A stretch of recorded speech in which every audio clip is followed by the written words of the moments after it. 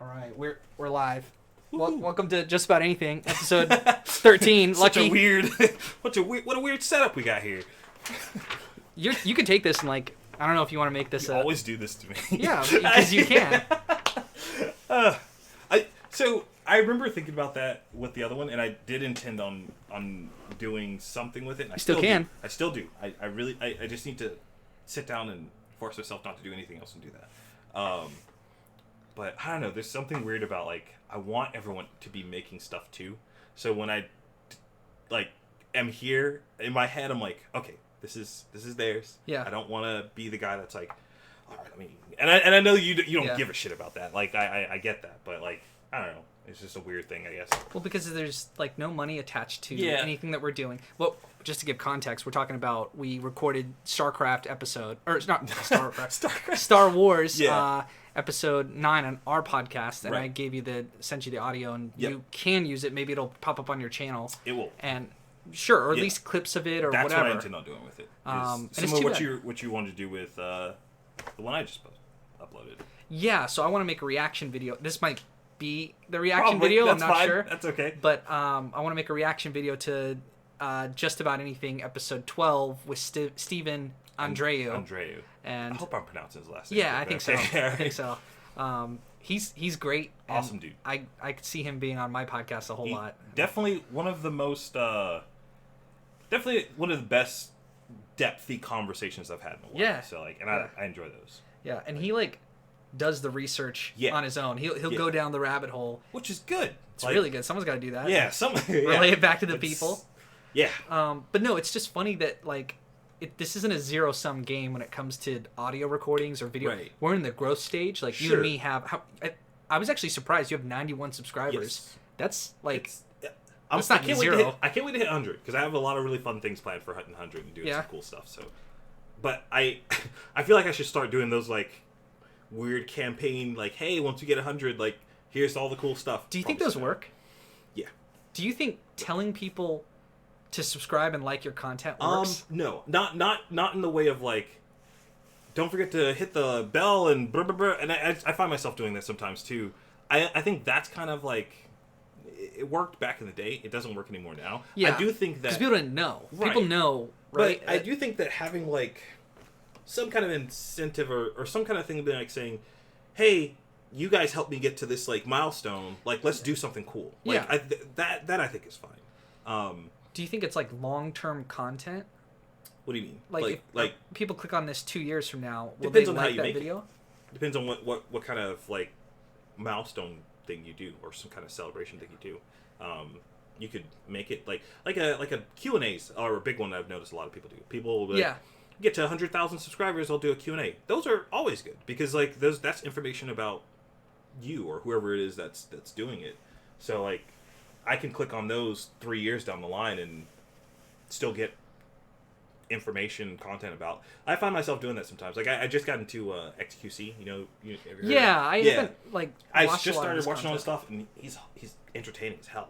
His story of how he came to be in people's eye is very interesting too. Okay. He didn't have the normal route that most people think. Yeah. He started off kind of just as this guy who could play Overwatch and CS:GO, and then he was really good at it. Because he's been popular for would you say 3 years? Yeah. Or and not that long. Not that long, but he had this whole thing of he was really good at what he did, but he was very unhinged. He would say whatever he thought, and that got him into a lot of trouble multiple times. He got kicked off of his Overwatch team. He got suspended. He got just dropped it altogether. Then another team picks him up. And if you're gonna be that, you got to be real entertaining and smart with the way you do things, and you can't. He is the way where he's settled in now, where he's just making his own stuff on Twitch and on YouTube. Yeah, perfect for him. And you can tell he thrives there. It's and the stuff he makes is funny. He's a funny guy.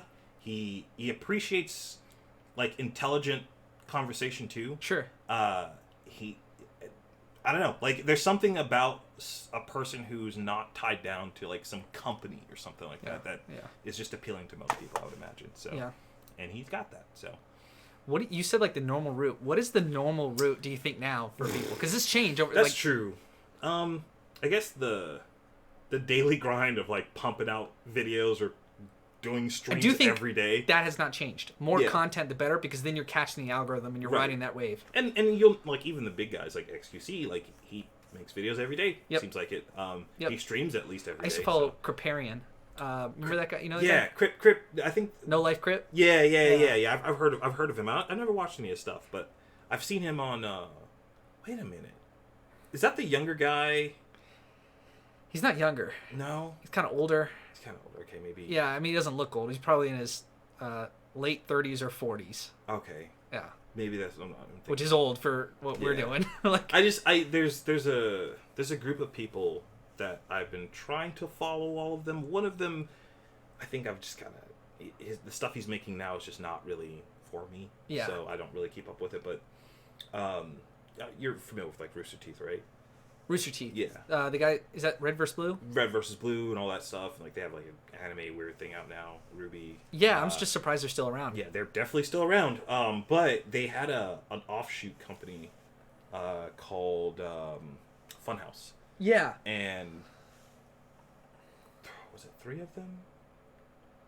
I guess technically 3 of them. One of them was kind of like he was like just the editor, but he was also in some videos and pretty funny. But in the course of like the last 5 years, 3 of them have just quit. So and a lot. So they've talked about it on their personal channels a lot. It's basically Rooster Teeth merged with like AT&T. Sure. And whenever that happens, just like corporate. Exactly. So like there's a lot of stuff that they were like, well, I was in this to make funny, cool videos. Yeah.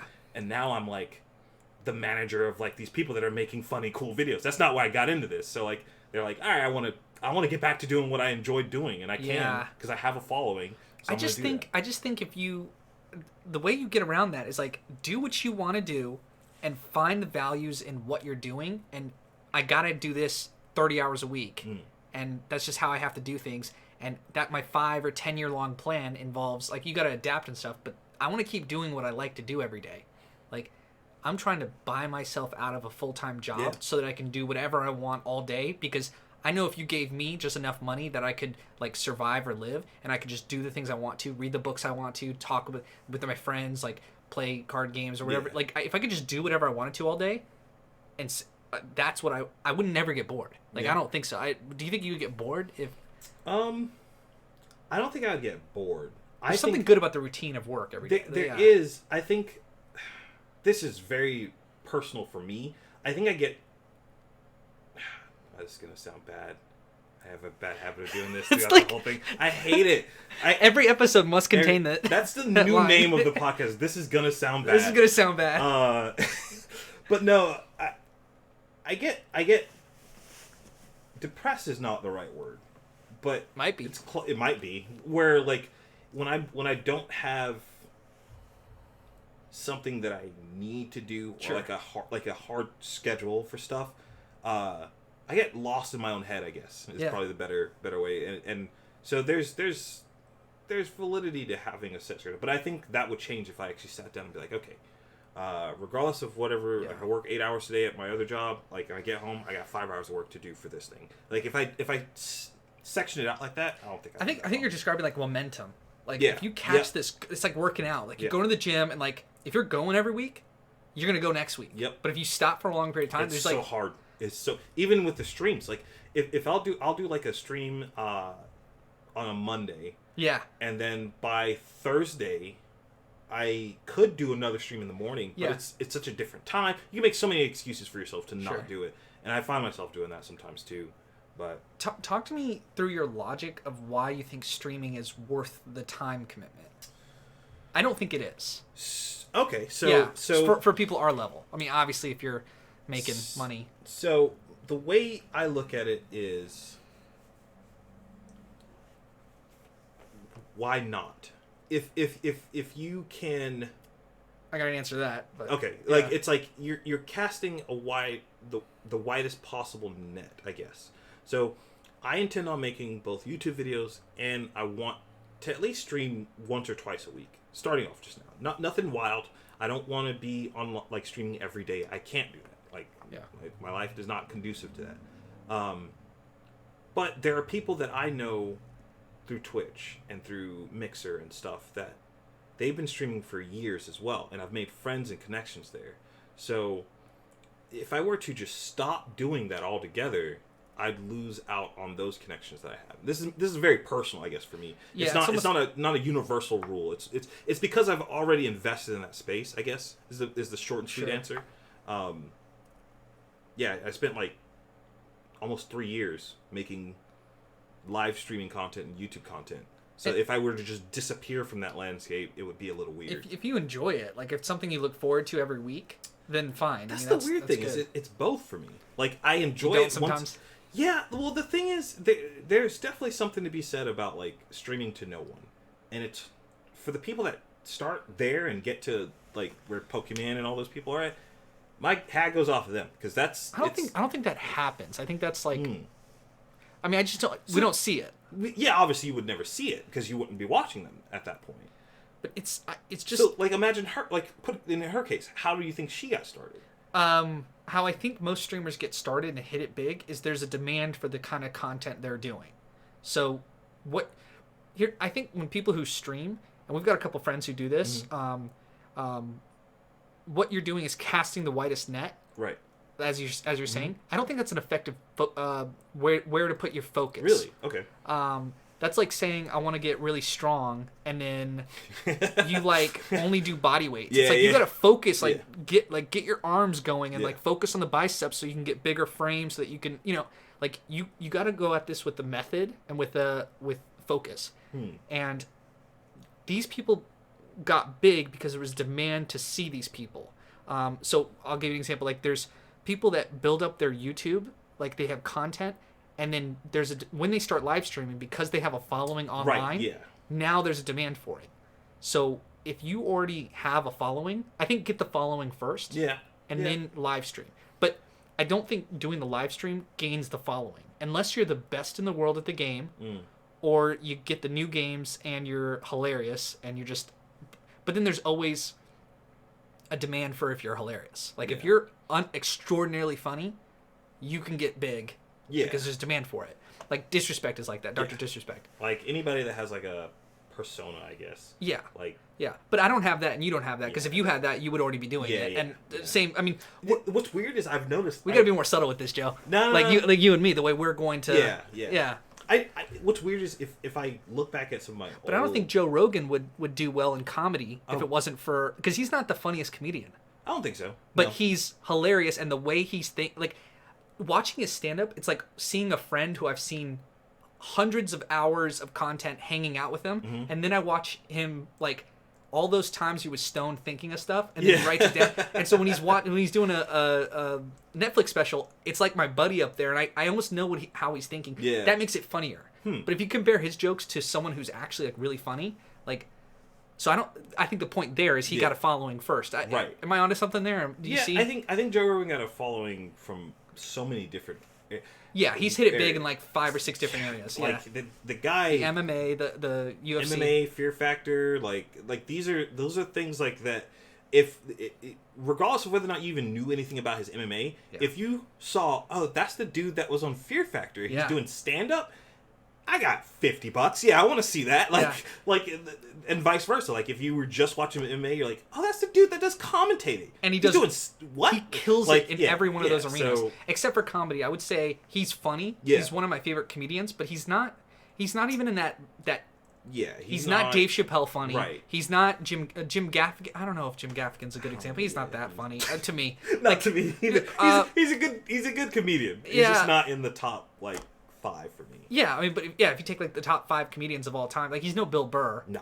No. Yeah, and all those guys are those are comedians. Yeah. Those guys are hilarious. Joe Rogan's like, he's friends with all of them, and he's funny, but I think what makes him funny is other stuff. I think and the fact that he's so good at everything else. You see so much of him that his jokes all become relatable because you've consumed so much other context. Yeah. For like the context for his jokes sometimes come from, I remember him talking about that from a podcast. Or I remember him talking about that from he could sell out shows because he has that following that he's gotten. Yeah. Yeah, you might have something there. I might end up tweaking how I make stuff to being more focused on YouTube. If you're just gonna sit down and play a game and you're like, there's literally no reason why I shouldn't be just live right now, I get that. That's sometimes where I'm coming from. It's just not gonna grow. No. Like I have like one guy who's like, when I go live, he's there every night, and I appreciate that guy. Like, if you're streaming just for him, then that's fine too. Sure, if that's what, but yeah. I think what you want is, you want to grow. You want to be a like, top streamer. But say the thing I was talking to you about. You're putting cart before the horse here. Probably. Yeah, from how I see it. The whole like I guess to call it a talk show kind of thing I was talking about before off. You want to describe it here? Sure. So which I think is a great idea, by the way. Thanks. What I would like to create is a place where people who are dealing with different things, like different negative things, have a place to go where you can talk about those different things. And I'm sure technically that does exist, but it doesn't exist in a place like Twitch or even YouTube for that matter. Okay. YouTube, I can't think of a place like that on YouTube. I can't think of a place like that on Twitch anymore either. I think a lot of those places, because that was what Just Chatting was when it first came around. Like that was the core of that. It was literally people just talking to their viewers, and then, regardless of whether you agree with this or not necessarily from you, I'm just talking to people in general. The e-girl kind of thing happened. Oh yeah. ASMR kind of thing happened. Oh yeah. And then that became Just Chatting, and then the IRL streams happened, and the focus got off of just talking to people, and it became, here's a real life show. Yeah. Like it became this really weird. It's kind of like those quick clicks versus longer form content. And that got deprioritized by Twitch. Yeah. Like Twitch started partnering these like short-term ASMR e-girl kind of things. And this is kind of the beauty of being entrepreneurial and starting your own thing, because it's not that I'm like a critique of, but I think most people do things wrong, and I'm kind of judgmental in that way. Sure. So I want to do it my way, and I want to do it right. So I like slower movies, but those movies don't get the big budgets and draw people in the theaters. But I think those are better movies.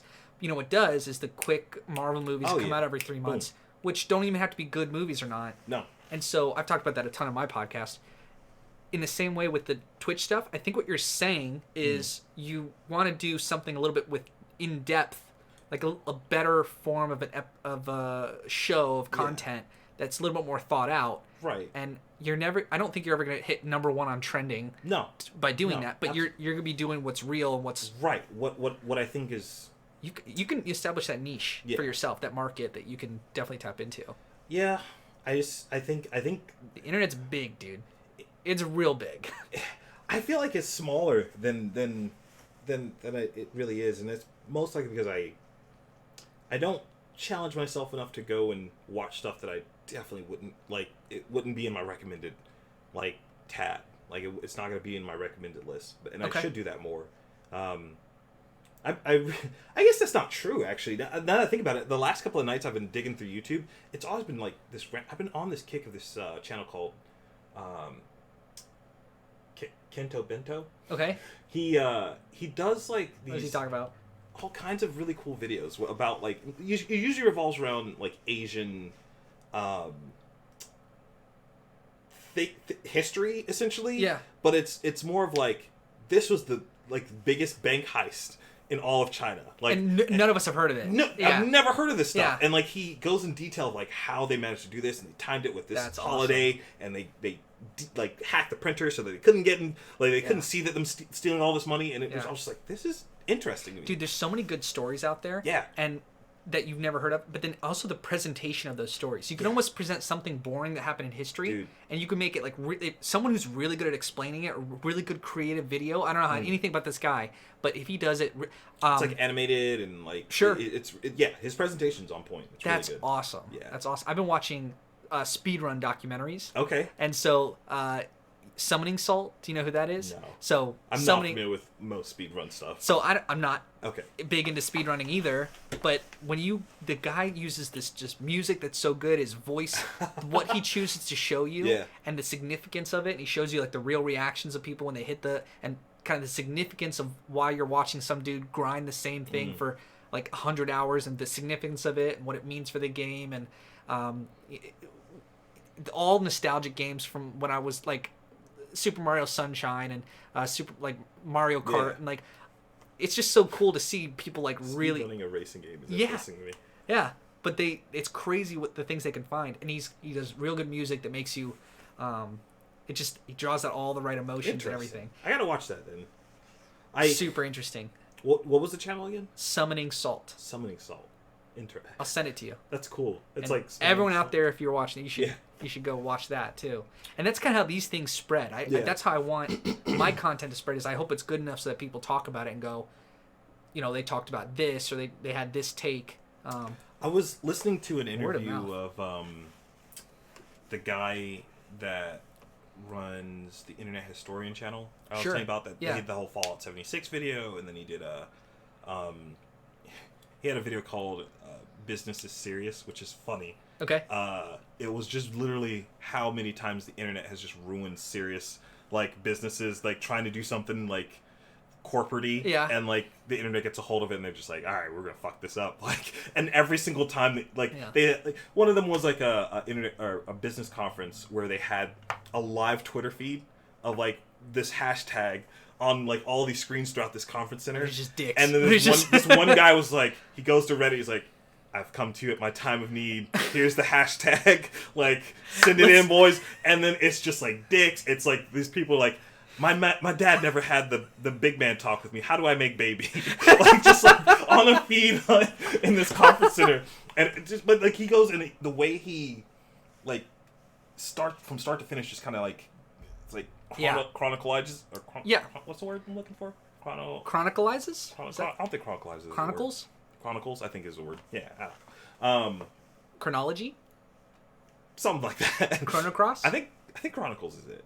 He chronicles. Chronic? Yeah. But what's even more interesting about that guy is you've never seen his face. Yeah. In any of his videos. Oh yeah. I thought about doing my dumb ass, I keep blabbing about everything, so there's no way I can do it. Maybe I'll have to get a voice, whatever, alteration or not. I want to do a podcast from underground. So there's I totally ruined the name and everything. I'm just whatever. It's live now. But like I read a book called Notes from Underground. It's like from Dostoevsky, and it's about this guy who lives like the secret life of like basically it's just a man who's suffering in Russian society in the 1800s. Okay. What he really thinks about society and why that doesn't work, why he doesn't act on that. It's kind of a psychological. And so, what if you made a podcast saying what you really felt about stuff, underground, totally anonymous, upload it at different times throughout the night, and maybe a voice alteration, and just because it's super easy to stay anonymous on the internet. Like just something like that. It's kind of your idea of the silhouette of because I worry about that a lot. Like probably too much. What? I remember one of the things you told me, you were like, you gotta get some fuck it. System of like just like well, because most people don't care. People watching us and like I stumble over a word, they don't give a fuck, dude. They just move on. Stumbling of words is not what bothers me. What is it's my opinions that bother me. Because I know that there's opinions that I have that definitely aren't like the popular one. But they are mine, and why does Joe Rogan? Because Joe Rogan gets away with saying everything. Yeah, and he'll say like controversial stuff. Like he calls people retards. He calls people like what is it? No one. He doesn't have to care about someone else's opinion to pay the bills. Yeah, and the end goal obviously for both of us is to be at that point. Yeah. But as I am now, I do, and I think to a certain extent, I do need to. I have to care about that. But I try my best to say what I think. But we I all also gotta do censoring. We all have to. Yeah. Because I try to make sure I'm not being offensive too. But I think that no matter how much you do that, you will offend someone. It's impossible not to. There's topics I want to stay away from, like 100%. we don't have. I definitely don't want to go into them, but I'm curious to know what kind of topics that those are. If you're willing to share. Like I don't mind talking about trans stuff. I don't want to talk about like race issues because it's like it's everybody with their opinion. It just gets so like it just gets all. the rules are different for different people, and different people grew up certain ways. Like I grew up with all friends, like Asian friends, black friends, white friends. To me it doesn't matter that like, but someone where it really does matter to them. Yeah. I don't care about making my argument. Personally, I don't care about any of that. Yeah. And I don't think racism in society is a big problem. I mean, it is if you feel that it is, and I've heard certain black people tell me that, hey, racism is a big deal, and I kind of just go, not to be like, I just think you care about it too much. If you don't care about it, but that's a controversial opinion. I don't really want to. Yeah, no. I don't. But no, you can interact with that. I specifically when it comes to race, it's not always. Sometimes it's inevitable. I've literally had someone ask me. Did I tell you about this? You might have. Is it just some dumb question? Some idiot guy who was like trying to do something that he couldn't do at the place that I worked. Yeah. And I was like, hey, you can't do that. Then he starts getting upset with me, and it ultimately comes to him like, is it because I'm white? And I was just like, huh? And then he's that's actually hilarious. The reverse, we're oppressed because we're right. The thing that I didn't think of it that way. I did laugh when you said it was, but it wasn't because like, why was this white guy upset about it? It was more so because of like. Well, you don't care about race at all. I really don't give a shit because I've kind of heard you on your podcast. Yeah, like that's that sort of why I feel comfortable. Race is not something that I hold in high esteem of. At all. That's got to be the way of the future. It's a hair color. I hope so. I don't care about your hair color. Yeah. Come on. Okay. This is if for say a black person who thinks that race, like people being racist is a common thing. To that I say, why is it that you deal with it so often and I don't? Yeah. Now the answer to that could be a bunch of different things. It could be that I live maybe. Dude, I used to think everybody was an asshole. I used to think that when I was driving. Yeah. I just asshole. It's like, and they probably were. I was probably right every single time, but it's like, I just started trying to be nice and trying not to let it work on myself. And then I just ignore it if it does happen. And so people are jerks. I don't know if the same thing's applicable because I can't tell someone who's black, who's experiencing racism everywhere, to, hey, just don't care about it and just live your life. See, me saying that sounds privileged, and it sounds like I don't know what I'm talking about. So I don't want to say that. I wouldn't say... The irony is I'm saying it right now. Yeah, no, I know. But I get where you're coming from. Yeah, it's fine. I asked you. No, I it's not even that. It's more so of like, how are you presenting yourself? Like, that.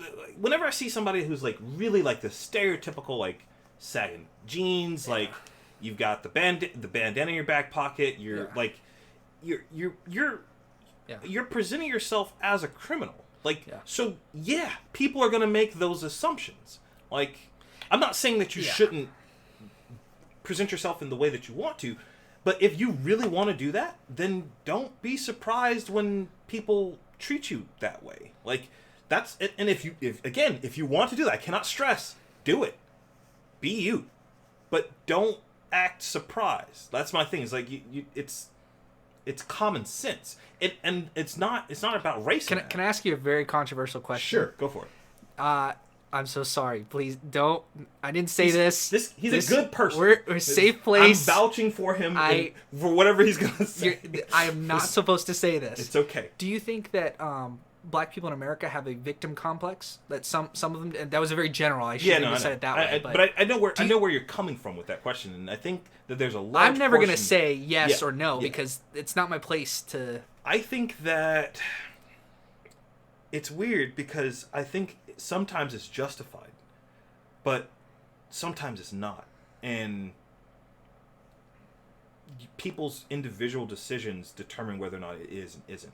and no one wants to take responsibility for the decisions that they make. It's so much easier. Yeah. It's so much easier to just say, well, it's because of this thing that I can't change. It's like, well, okay, sure, maybe that's the case. What about all the things you can change? Yeah. Why are you not like focusing on that? Yeah. It's like, try that out and see what happens. Maybe it works out for you. I think before you just throw in the towel and say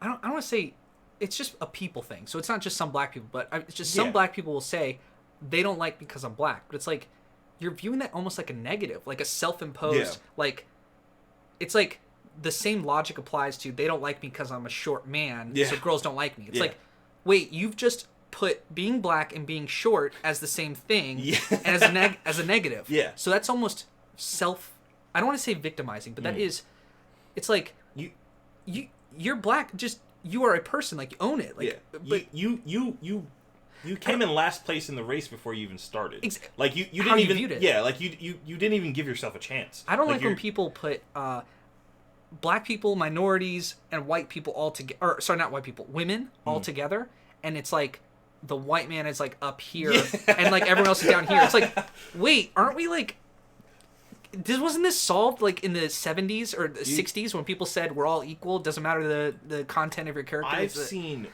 think in Florida, I don't Happy MLK Day. Yeah. I think it's interesting when people say that, and I drive down I guess it doesn't matter if I say this road. It's 436. I don't know. Whatever. Oh no, I tell people like when we live in an apartment complex. Yeah. So like I drive down 436 every day almost, and there's only in the 7, almost 8 years that I've lived in Florida, I've only ever seen maybe 3 black homeless people. Okay. It's littered with white men and women. That is like it, and I'm not saying that that's like, oh well, we've done it, black people are good to go, like or like whatever. I'm just saying it is like there's so many other problems. It's not just race. Yeah. That's not what it is. It's bad and good decisions. Sometimes those bad and good decisions are done by your grand or great grandfather. Like a family thing. But if you have alcoholism running through your family and you end up homeless because you're addicted to alcohol. Yeah, it's bad and good decisions. Sometimes you get bad lottery numbers too. Do you think that in America that you can make it if you have reasonable intelligence and you like a high school-ish education?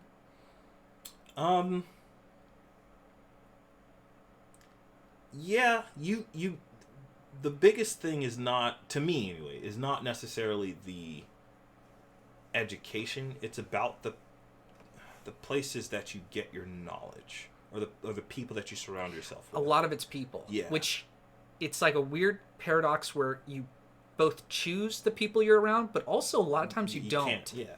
And that's where we were talking about, what was that, 3 weeks ago now? When we did the other podcast here. Yeah. Where it's like, yeah, people start at different points. Like, there's no denying that. But there's also no fixing that. I don't think that's a fixable thing. So why waste effort there, I guess? I guess not waste is a strong word. It's not wasted. Like, you're trying to help people. There's good intentions behind it. But I think it gets to a weird point where you're not going to level. Don't want to help. Don't want the help. Well, but it's more so of like, okay, so if somebody starts in a very poor family versus someone who starts in a very wealthy family, the person who grew up there has more options. There's no way, like, that's just the reality of the situation. That's how it is. That's just how it is. There's nothing. There's that, and the thing is, you're never going to make that not a thing. That's always going to be a thing. There's always going to be somebody. Yeah, but there's also a lot more people out there that are better looking than you. Sure, they're going to have an easier time. Yep. So like, there's nothing you can do about that. Like, that's the tragedy of life, is that we all sometimes kids that are 10 years old get cancer and die. Sorry. And like that's someone's doing weird stuff. And you've got to take it or anything. This is very impromptu. No. This is literally mixer notification. So I think a buddy of mine just went streaming. Yeah, those I get like 10 of those a day from different streamers. Yeah. All right, we're good. Yeah. I just that up, just in case. Yeah. Work calls me because they're doing something new tonight. So, but yeah. Yeah, and a lot of this is the same conversation as before a little bit, where the focus. I don't think a good move is to focus on what you look like or what your skin tone is, because, or what gender you are, or if you're gay or not. Like, just, we're trying to be in a society where everyone's pretty generally accepting. I mean, focus on that, and if you have downsides, work around those. For the ones that you can fix, work on them when you're able to work on them. I think people are mad at society, and it's not, dude, a winning strategy. It's not. There's racism out there. Yeah, there's bad people. It's not, but I almost feel sympathetic towards those people, because I've been there too. Like, I've been in that mindset of just like, fuck everybody. Like, so I understand why somebody would get there. I just also know the dangers of staying in that mindset. It's not good. It's real bad. Like, there's no good. Like, there's no good that comes from it. Even if you're like a very pessimistic person, or you're like a burn it down kind of like mindset. It's like that doesn't help anything. All it does is, like, I guess, expedite the process of an early grave. I guess I don't know. Like, there's no light at the end of the tunnel of that mindset. Like, exactly. It's like someone who's complaining a lot, like a very negative. Like, I've had to cut out negative people in my life, and it's like I love them, but I just have to spend less time around them. Yep. And it's because I'm trying to figure out this life and find solutions. I'm not trying to find other problems. Right. The problems come no matter what. Yeah. So, like, how do we get around it? Like, how do we get through this? Yeah. But it's really hard if you're surrounded by people growing up that aren't problem solvers. Yeah. I remember somebody... I think we have a class problem in society. It's not like... It's hard if you're at the lowest class to try to rise up. Yeah. But if you're middle class or lower middle class, it's pretty easy. That's why I said, like, if you have a high school education and don't get arrested, you can generally upward trend. Yeah. In this country, you know, I think that's a beautiful part about America. I just wonder, but I thinking about what the motivation behind somebody that would do something, knowing that the risk is high for getting arrested, and knowing what that means for the rest of their life. And I think that's the problem. Is, like, not a lot of people know, especially, like, it's all young men who don't care. They don't have a frontal cortex that has been developed. They either don't care or just don't. No one's ever told them. Hey. Hello, Corey. Hello. How are you doing? Good. Come over here and say hello. Fucking tired, bro. Fucking tired, dude. Big recording podcast, dude. It's okay. It's alright.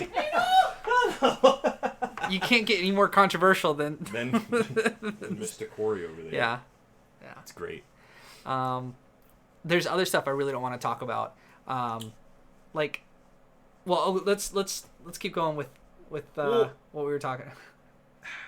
I don't know. It's his fault. We're gonna blame him. I don't remember what we were talking about. You're so not in the shot. I know. Okay. You should get in the shot. There you go. You want to sit down? Yeah. Have a seat. Oh, okay. That's not legal. That's not legal. Dude, he had one episode where he, like, pulled his shirt up, and I was like, nipples? Dude, you can't. It was this one. This is Joe's podcast. It's not even... No, it's not. I don't know what it is. We'll see. We'll see. It might end up being there. We'll see. I want to take a seat? No, you should. Okay. You should. Take a shower. You should. 12 hours is rough. Anyway, sorry. It is rough. Yeah. What we were talking about just before this. We're talking about... No, we weren't. Stuff we want to talk about. Class, society, complainers. Didn't you want to talk about... You want to do that right now? I'm literally just throwing an idea out there. Yeah. I don't have any preference on points, I guess. No, I feel like you were about to make a point. I'm trying to remember. I don't remember It's about doing stuff that would get you arrested. Oh, yeah. Because it's all young men getting arrested. At least when you don't give a person a valuable role, or they don't find a valuable role like in their life, it's super easy to just go be like, all right, well then fuck it. Yeah. Like why would I? Who cares? Like, they think experts think that's the cause of the opiate crisis. I imagine it's the cause of a lot of like unemployment and just being bored and just, I mean, you get into drugs, might as well. I think this kind of goes back to what I was talking about, where I remember in the most recent podcast I just put out, I wanted to start the whole like conversational, I guess, channel thing with a skew towards men. Yeah. And I know even just saying that is like controversial. No, you should do it because that's what you want to do. I think it's you run this show, dude. The reason it's not because fuck women. It's more so because I know the perspective of being a man because I'm a man. I don't know the perspective of being a woman because I'm not. Yeah. So like I have more insight from that point of view than I do the other. Why don't you at the start of the show say, any woman that wants to do this, I encourage empowerment. I want anyone to do that. Go for it. Do it. This is what I'm focused on. And even then, I think said there, and I'd say now, like, I think at some point it would be open to everyone. Because then it would grow to the point where I could maybe have a woman on who could do that. Co-host. Fill that role. And that'd be dope. But for now, I want to stick to what I know. And I don't want to point... Like... What kind of advice would I give to like someone who I have no experience? 14-year-old girl. Yeah, what would you do? I got nothing. Like, what am I gonna do there? But well, also like being realistic, like the consumers you're putting content out for would not call in. Like, it wouldn't be a young woman going through something with her girlfriends or something. Like you. Yeah. Like, who's gonna call you as some 18-year-old gamer who doesn't know if he wants to go to college or not? And that'd be great though. The first caller is like some 14-year-old girl. That's like, hey, I've got this issue with my mom and my sister. It's like, what? I don't. I literally no clue. Like, but you're also not even making this show so that you have all the answers, because of course you don't. Of course not. You're not. It's just a support system, and maybe we could talk through some stuff. And I think one thing is, if you're giving advice, only talk about advice that you did and you took, because here's where you are. Yeah, I know that's going to be a very weird road to go, but I think it's so necessary, man. Like, it's honestly a little troubling to me that it's not a thing. Like, you would think that someone at this point would have something like that, and the fact that we don't. I've seen stuff like that before. I've seen stuff like that before in the past, but it's always been like do it your way. Seminars and like some channels that end up getting very there's a guy, I don't even know if I should even bring up the name of his channel.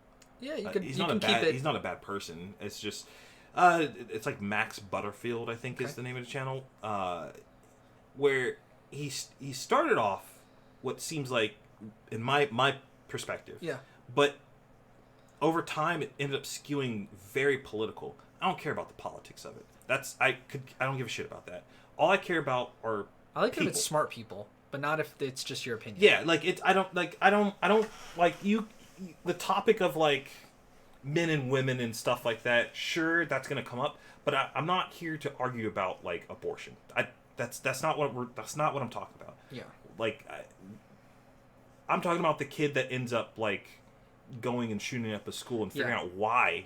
How does somebody get from being a baby to the point in their life they're like, all right, I just want to kill everyone. Like, no, like, people talk about it after a shooting. They talk about it, but then no one does anything to, like, even if it's a drop in the bucket, like, try to help that process not happen again, and then it happens again, and then they talk about it again. What do you think about, like, we talked about this before, but Jordan Peterson, the way he did this biblical lecture series, and he talks about Cain and Abel, and he says that makes you think of school shooters, that what drives someone to be so angry to strike their own brother, and it's because you're giving like the middle finger to not only yourself and your own life, but also your future, but then also you want to spread as much chaos and anger to other people. And he cited reading Columbine school shooters. They left a manifesto. Yeah. And they were just angry at the world, and they hated other people, and they wanted other people to be sad and angry and broken like them. But like normal people, like when I get sad or angry, like sometimes I'll like, you know, you drink or something. Yeah. Just like self-medicate or self. And that's not healthy, but it's like to me, or like I'll stay up. It stays here. It doesn't spread out. I don't want to spread that to another person, but sometimes I do. If I'm in a bad mood, I'm going to spread it to you because, like I'll be an asshole, or that, you know. And then you kind of catch yourself, and you're like, I need to. But I also feel like sometimes I say comments to people, and then I feel really bad. It's like just trying to make them feel bad, and then immediately it's like, oh, I kind of feel bad. I shouldn't have said that. My anger, and then they don't. School shooters and people that are that. Like, I was watching a documentary on Netflix, this guy who kills people, and he's in jail for the rest of his life, and they put a pedophile in his cell with him, because everyone knows if you put a they call them chomos, child molesters, in the cell with me, I'm going to kill him. Yeah. Because I like killing people. And just the crazy eyes that this guy had, what is going on behind his eyes? You don't realize the value of human life? Like, there's a lot there. But... Yeah, no. Man. I'm not going to talk about that. But, okay. not what you just said, but yeah. I have a bad habit of like having, I guess, thought trains that go very fast in my head. Sure, yeah. And like, I don't know. Sometimes that's why I guess I talk at the pace that I do. It's not because. Sometimes it is just because I'm literally trying to find a word. Am I interrupting you too much? No. Okay. You're good, man. It's just I'm trying to explain why I'm weird, I guess. But no, I think there's validity to that. I don't know. Have you read his book, The 12 Rules to Life? Yes. Yeah. I haven't finished it. I'm like Rule 9 or something. I don't think I've read the last bit. I'm maybe at 4, I think. Right now. I think he's great. I think he's a gem. I think he's a gem. I don't... He's not right on everything. He's not right on everything, and I think the way that I think the fact that he is in the position that he is in, I think using biblical stories now was a bad idea. And the reason I say that is because people... It wasn't for me personally. No. For me, I'm fine with it. I have no problem with it. And for that, I loved him even more because it was so... But you're right. Maybe as a brand or as a long-term trying to... I think he could have done it now. Like, had he... Really? You think so? Yes. Because if he hadn't done it... Is he canceled or something? Or is it? I mean, because I haven't heard about him a whole lot. Exactly. Did he get... He hasn't really gotten canceled, but, like... He went through like a lot of like his own personal hardships. Like, so his wife is very ill. Yeah, cancer, right? And she was not doing well. And yeah, that's not good. When she wasn't doing well, he wasn't doing well either. Yeah, like, he gets very depressed. Well, not just depressed. He got on like some medication and got really dependent on that medication. And he like went relapsed, to rehab. and he ended up going to rehab, and like all that stuff took him out of like the eye of the news and everyone. Which... Well, because he was accepting every interview for and almost like a year and a half straight. You could tell if you watched all that stuff, you could tell it wore on you. And I think anyone it would. Yeah. Like, it's not like saying he's weak or anything like that. No. If you get in front of a camera that often, getting drilled on your opinions every fucking day, it's going to wear on you. There's no way around it. He's also such a good, deep thinker that he actually takes the time to really think about the good answer, and that takes a lot of mental effort. And the way he's described his writing process, I mean, he will write something and then rewrite it and then rewrite it and then rewrite it, then take it apart. Then, I mean, and I believe that he does that. I don't think he's, you know, I wonder if the viewers will be able to hear him taking a shower. We could pause it and then listen to it and see. I don't. Either way, I'm not gonna. It's just I Dude, one day we'll get a studio. I doubt it. One day I do want to purchase a studio. Yeah. So that we can do a collective. You know we can what, all do man? this. It's weird. Every time I drive past like for sale signs, yes. I think about that too. I'm like, across how much the street, that cost? dude. Yeah, I was like, how there's much a that small cost? little office. It's like 900 feet. Oh man. I don't know how big this room is, but it's like a one room, one office. I was like, how much could that really? How much could that? Yeah, that I have. How much could that be, dude? Back when I think I'm okay with the term now, older job, because I still do that stuff every now and then. Yeah. But when we were moving out of that office and going to a new office, I remember thinking to myself, like, how much does this cost? You want to tell me how much this costs? Yeah. Like, literally go to the owner and just like, hey, man.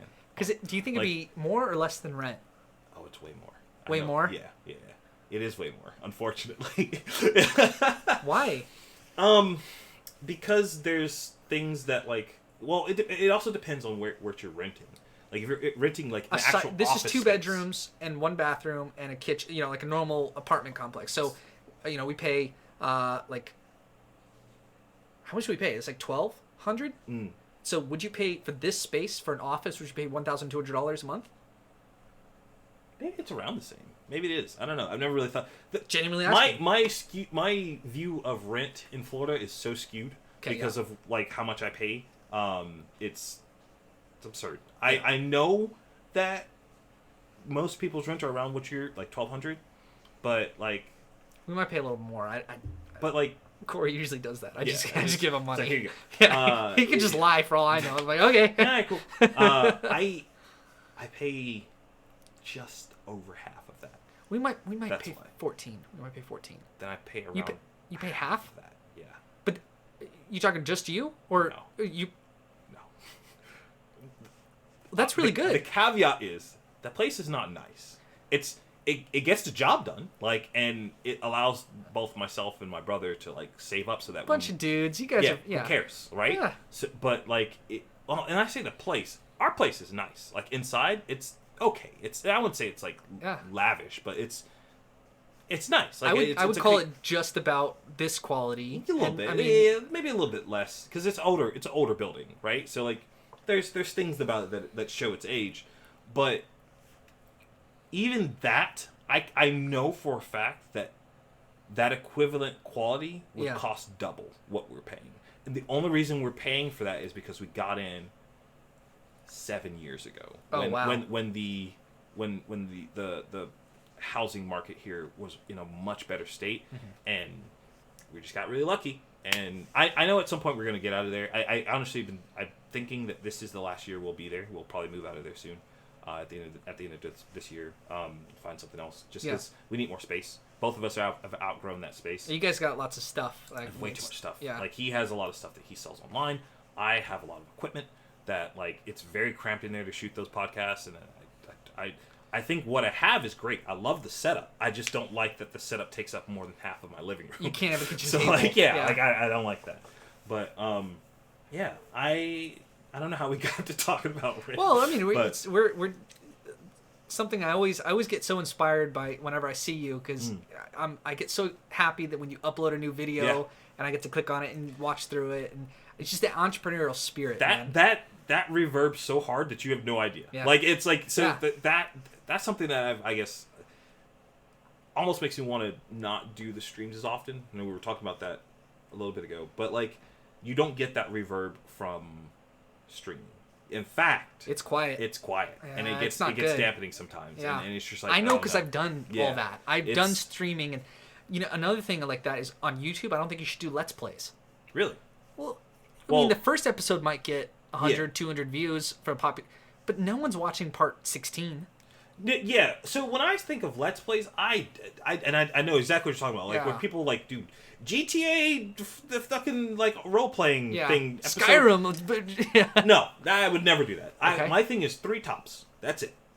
Three is the because I just remembered I never finished talking about what I was talking about before. Yeah. And this can relate to it too. The guy that runs the Internet Historian channel, he was in an interview and he was talking about the I guess writing process he has of when he comes with an idea for a video, and the number one thing he said was, I want to make sure that what I'm making doesn't disrespect the value. Like I don't devalue the time of my viewers. Every second of it needs to be right. The fact that he's just saying that means you've articulated it, means you've thought about it, means you're putting it in motion. You could screw up and accidentally waste their time. Right. But the fact that your intention, it's kind of like a company's mission statement. Right, exactly. We're trying to provide good value to a customer. Yep. That's so good. That the moment I heard that, I was like, yeah, that's the way. That guy's awesome. Yeah, I was like, that's the and before even hearing that interview with I forget what channel he did it with, but before even hearing that, every time I found him through, I think it was the Fallout 76 video. Yeah. And then I watched all his other stuff, and now when he uploads a video, boom, I'm instantly there because I know that no matter what the subject is, it's going to be funny. I'm going to learn something. You trust his brand. Yeah, I'm just like, this is like it, and now seeing or hearing the mindset behind it, I'm like, okay, I agree with that. I'm going to take that and I'm going to put that into what I make. And yeah. I think the what I want to do is take that, the one game video that I've uploaded recently, I want to do that and find a way to crush those together. Okay. Where it's like, yes, it's funny. Yes, there's some cool, funny edits in there too. Yeah. But there's value there. Because I think with that video, the only value there is entertainment. That's it. You got to find what the story is. What's the hook? Why would someone click on this and watch it? So that's the thing is I think with a game like that, like Pray for the Gods, I think the story there is why I'm so impressed by it. Okay. Like it's not about the me playing the game. It's not that's irrelevant really. It's about why I think this game is so important. Okay. Like, and I think that's the vibe that I'll probably. Can you do that live while you're playing it, or should you just record yourself? Yeah, and then do a commentary over it. I don't think you can really get that point out as clean live. You need time to gestate on it. You need time to like really like carve out the right words to say and how you want to animate and how you want to get that point across. Yeah. And I think that's only doable in like a YouTube format. I don't think that's something that you. I want to hire. Okay, you finish that. I do think that there is some value to playing those games on stream. Sure. And then being like, okay, all right, I finished it. You guys have seen me play it. Get ready for my. Here's my review. I almost don't want to call it reviews, but like here's my video, because not all of them are going to be reviews of the game. There's a lot of games I played that I think are shit, but I think that they're very important. It's the same thing with us in movies. Yeah, I call it a review, but it's just like it's here's the thing about this thing that is important. Like take for instance Anthem. I think Anthem is a trash game. Yeah. But I think that it needed to be made. Like a game like that had to come out because the trend was becoming like, make it sparkle, make it look good, make it like, what do you mean you can't make Iron Man in a video? Make it like we can do it. We have the technology. Make it look. This needs to be Destiny 3.0. Like we need to make it good.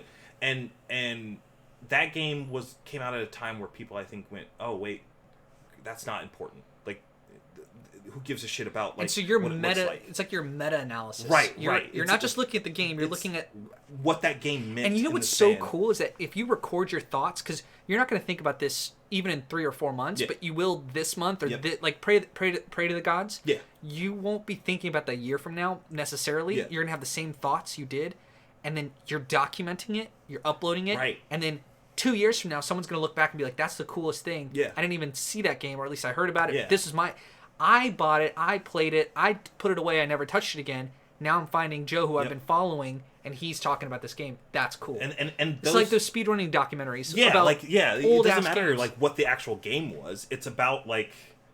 It's like, man, they're playing a 2002 game. Yeah. That's awesome. Like, well, yeah.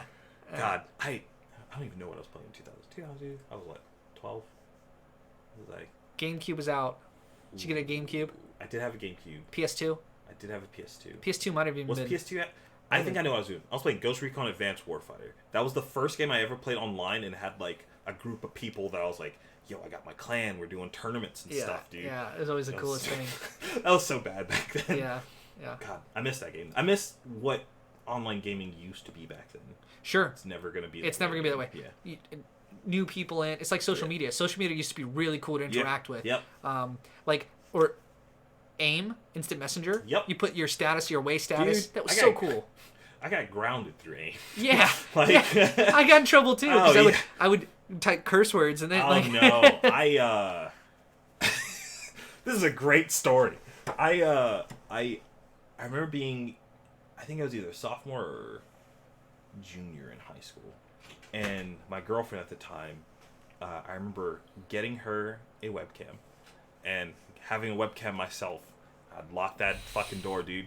And, like, we would just, like, literally just be fucking naked in front of our webcams, like, for dumb kid shit. Like, stupid stuff like that. And I was like, this is cool. Until one day, I remember I was sitting in front of the camera, and I saw her just, like, not knock the camera over or anything like that, but she just like Jumped. quickly like jumped, and then she just wasn't like reacting to anything that I was saying or doing, and I was just like, what's happening? And then she gets up, and then I see her mom like walk in and like turn everything off, and I was like, yikes, here we go. All right, cool. And then like next thing you know, like she contacts my mom, and like it was just, I was like, oh cool, here we go. This is gonna be great. And so your parents, they were not happy? Oh no, absolutely not. They were not. But it was Still good. We're still going. Yeah, we're good. It was a good, funny story that I don't think I'll ever forget. But and so, what did your parents? Was that awkward conversation? Oh yeah.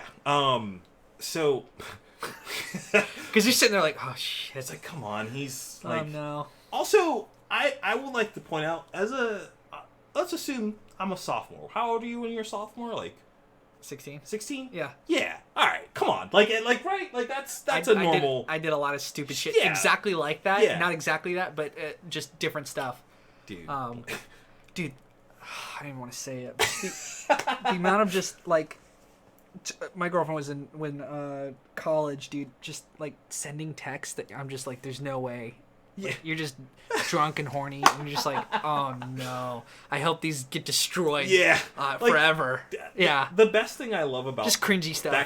But like, you have to do that stuff. That's the thing I've kind of learned now, because I definitely had I guess an arc in my life where I was afraid to do those kind of things. Like when I got older, and now I'm kind of at a point like, you have to.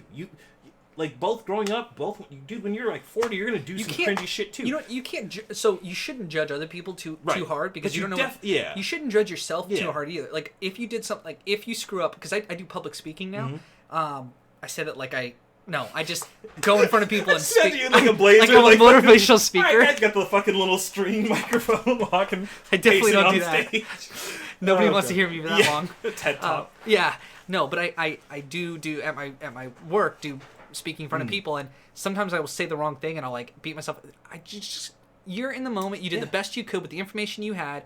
It's the same thing like doing business and doing startups. You're gonna screw up, but keep on going and don't judge yourself. Yeah, I guess to an extent, it's been a mantra of mine lately. Yeah, just like keep moving forward. Laugh it off.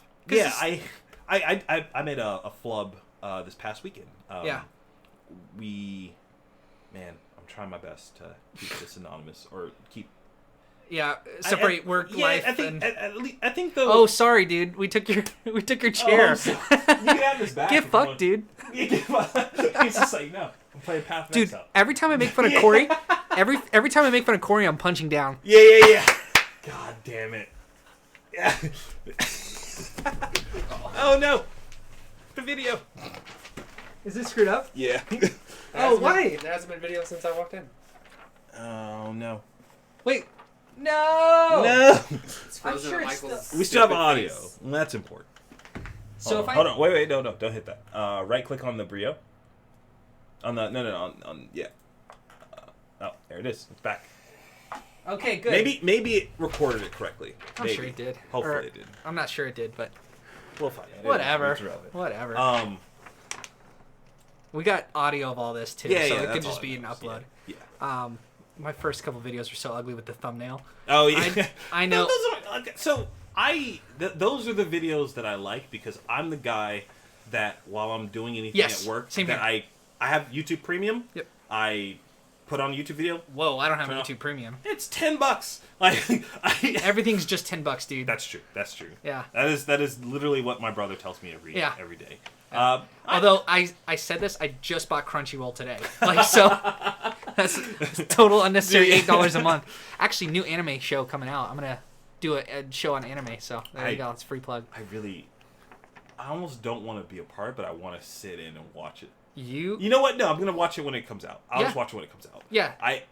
I like anime, but I'm not like a mega like anime I don't fan. like I was joking with Corey. It's like that's not even in the top 10 of forms of entertainment. Yeah, things I watch. Like anime's not up there, but yet because I used to like it a lot more growing up. Now, but I think that the I think that the stories that the way that the storytelling works in anime is very unique, and sometimes that uniqueness with a good story clicks, and it's really good. Yeah. But that's most very of it's rare. shit. Yeah, most of it's garbage. Most of it's a waste of your goddamn yeah. time. Most of it's garbage. I have been getting really into sketching lately, and so this actually ties into something I wanted to say earlier. I want to get an animator so we could do some of these shows with like animation. Okay. Because I'm not good enough at drawing yet, but maybe one day I want to do my own graphic novel one day because I really like graphic novels. You know what sucks is I think that's a skill that I've lost. Yeah, I used to be really good at it. I used to be really good at it. You could pick it up. Maybe. Back I don't up. know. I have a tablet and everything. Like I have my pen and like it's there. It's plugged into my computer. I just never use it. Yeah, if you don't want to, you don't want to. But and so watching anime, it's like, how did they do like if I get bored, how do they do the lines or the drawing? Or how do they make that look 3D or? Sometimes now it's just actually 3D, which is sad. Because there's I like digital, and I mean to me, all of it's cool. There's sometimes where it works, but there's other times where it's just like you literally just went into like 3ds Max or like CAD or something, and you created a 3D model and just threw it at a screen where everything else is 2D, and it just doesn't look right. It doesn't have shadows. Like it just looks really weird. Yeah. But that's just, I guess, preference too. Some people probably enjoy that. So, I don't know. Just me. Yeah. But I'm the most fun part about doing creative stuff is that there's no rules, and so I can just test out to see if maybe an anime show. Yeah. And I don't have any viewers, so I can do whatever I want. Like I can make.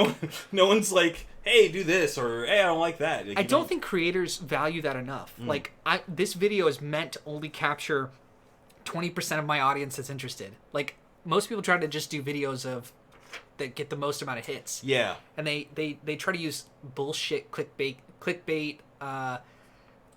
Yeah, I do think though. I mean, obviously they should keep doing it if it's good. That's I'm not criticizing. No, yeah, but I'm commenting on. That's why I like things like Patreon-esque things, because it gives you the freedom to do kind of what you want. Obviously, people are.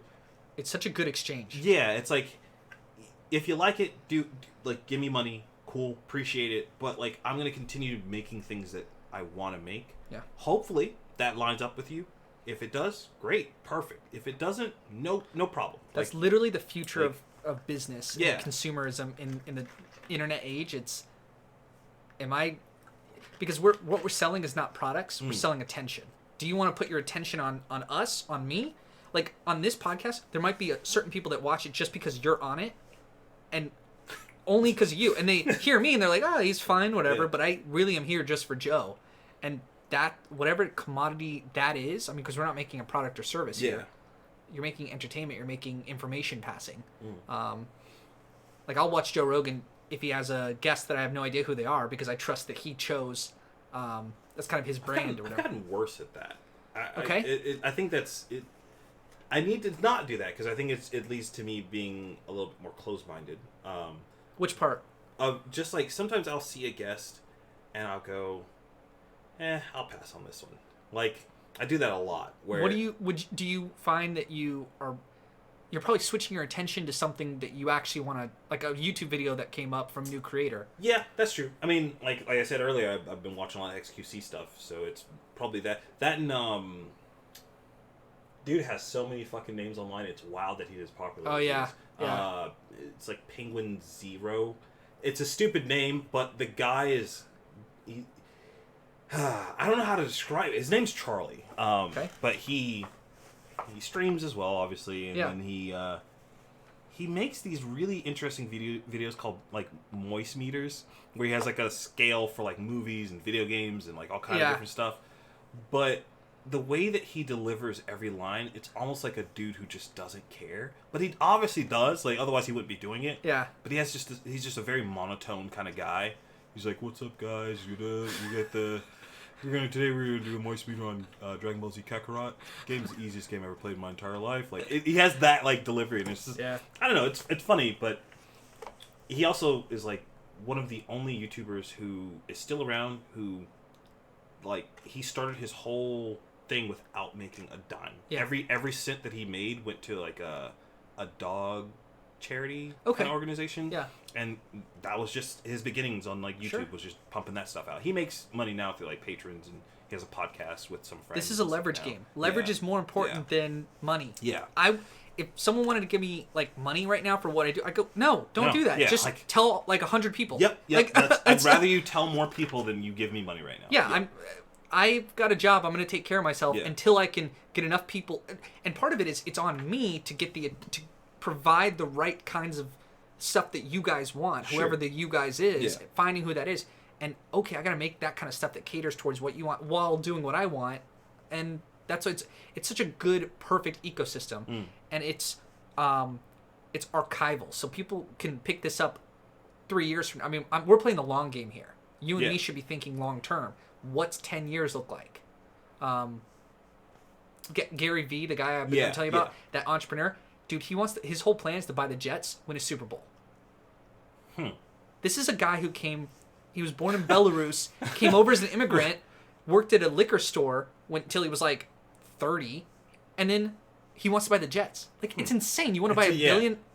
He's got a plan. He's making so his little plan is a big plan. He wants to do a media company, so he wants to be social media, and like Vayner Media is his brand. It's kind of an umbrella brand, and he wants to build that up and then ride that out till the next crash happens, and then all those brands that go out of business, like Kit Kat, Bubblegum, the Old Navy, just people that our age will think are nostalgic brands because they're going to reduce their marketing department. He wants to go in and buy them up and then grow those brands back.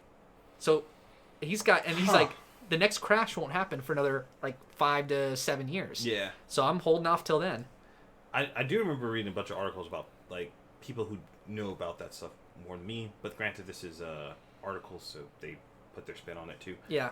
Saying like that same kind of time frame, like, hey, 7-9 years from now, like it's coming. Like if you're not ready for it, it's gonna suck. Yeah. Like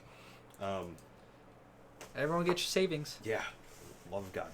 Yeah. I started I'm big into that. rather late finance in that. Yeah. So I'm playing the catch up game right now. Yeah. Right? I literally it's like I've if you have more than $500 in your bank account, you're better off than most Americans, right? You remember that? Yeah. So.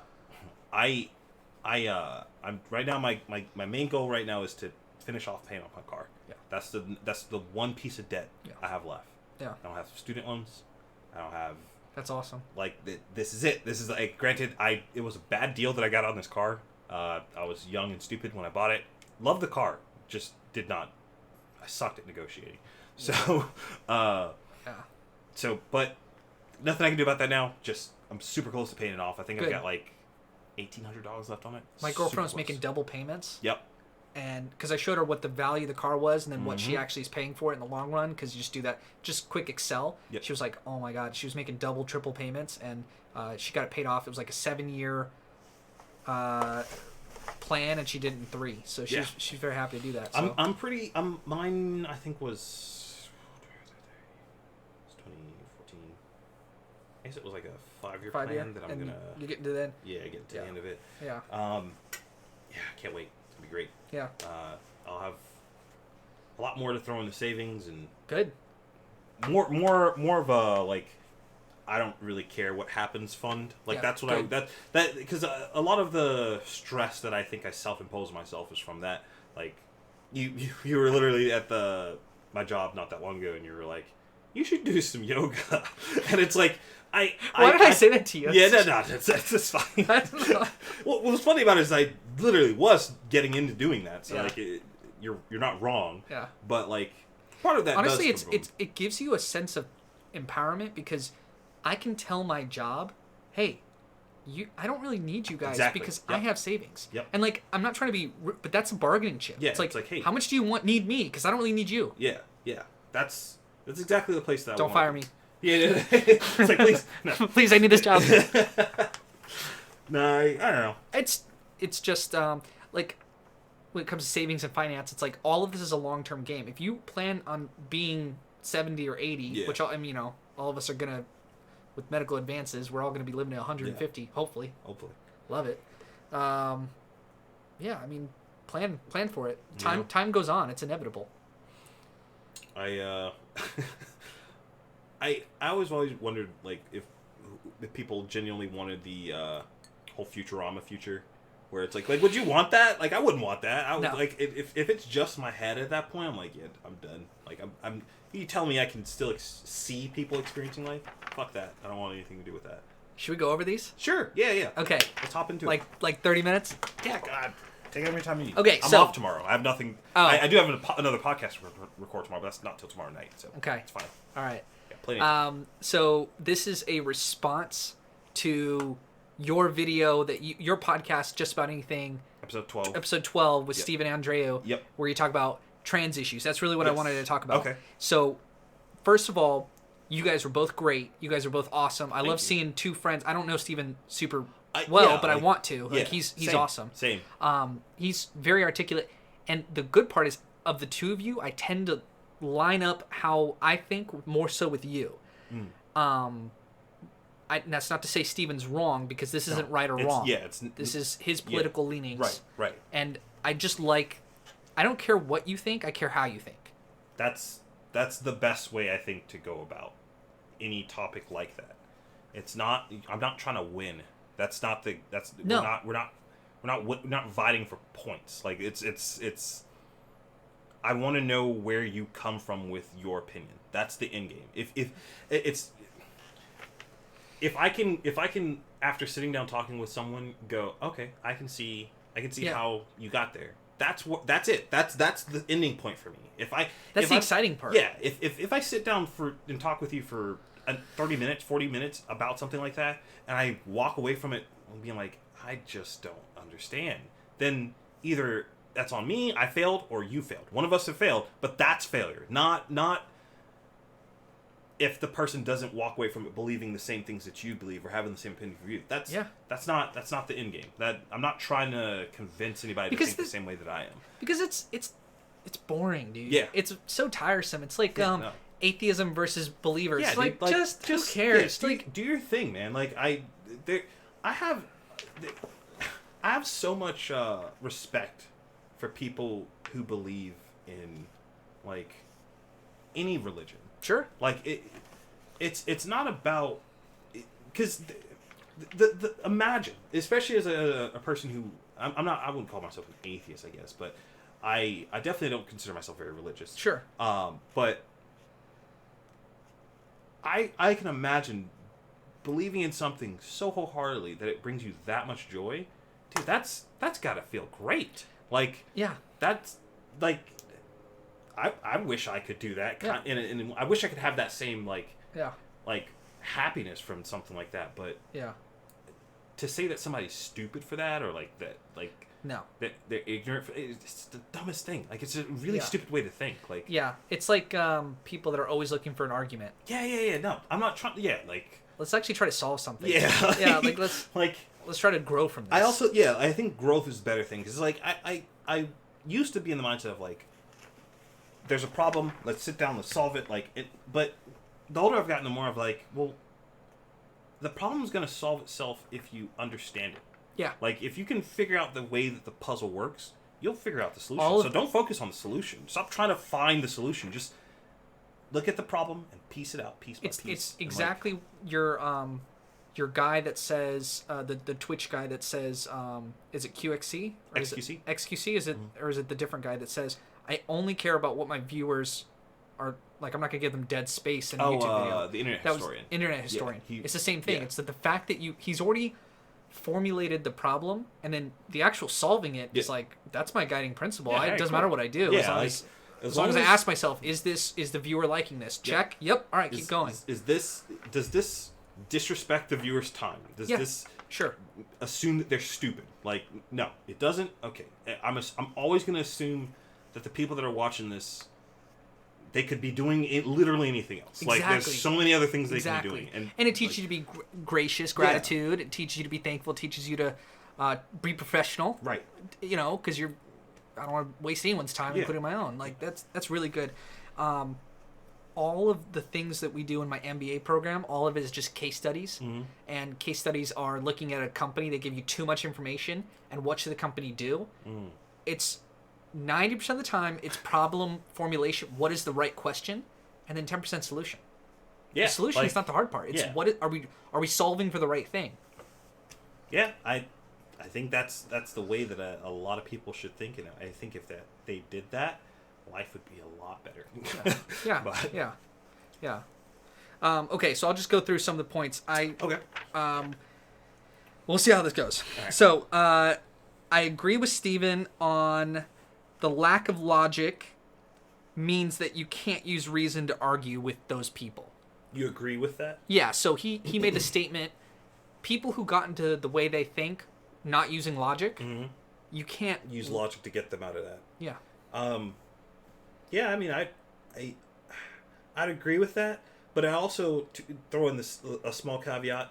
If someone got to a place of thinking because, like, outside of logic, then what it would take to get them out of that, I'm not interested in doing. Mm-hmm. Like, I'm not interested in, like, appealing to someone solely from a emotional. A better way to put it is, do we have a shared sense of values? Yeah. Because I do value logic and being right and trying to, what we just said, formulating the problem and all this stuff. If you don't share that base value, then we probably shouldn't talk. We're gonna be going in circles for a long time, because what it ultimately means is every time I try to validate an opinion, you will immediately invalidate that opinion from a different perspective. Yeah. And I will never be, well, I won't say never, but, like, our perspectives are never going to, like, there's no Venn diagram there. It's just two circles. Like, there's no overlap whatsoever. So. And, again, this is an attention and focus game. Yeah. I mean, modern man, I heard this on Joe Rogan podcast. He had a great guest. Ravikant was his name, some Indian guy, Silicon Valley. He's great. He says, modern man, we've had generations of scarcity. Now we're in the first time ever where there's no scarcity whatsoever. Information, you're getting too much of it. Food, we're getting too much of it. Entertainment, friends, ability to connect to people online, drugs. Like, you just have too much of stuff. I think using the logic, I don't even want to engage with that person, because I can just move on to actually finding people with a shared set of values. Yeah.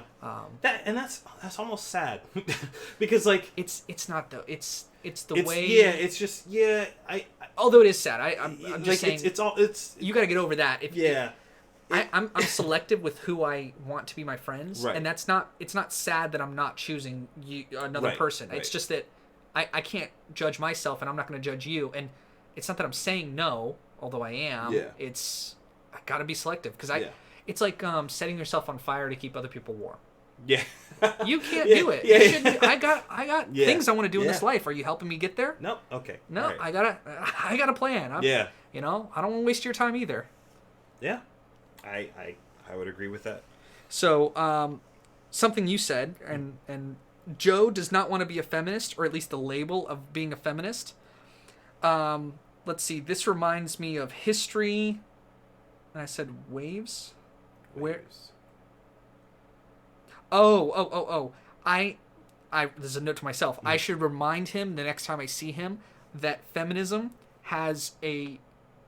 So I agree. I think what you're talking about is saying, I don't want to be a feminist. You're talking about a label.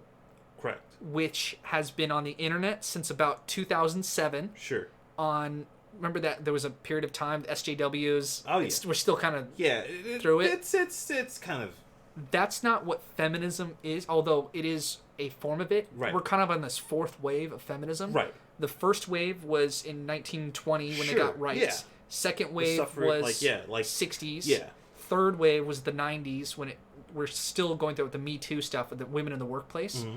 The fourth wave is like this bullshit made up thing for the most part, right? I mean, I'm sure if you have valid opinions.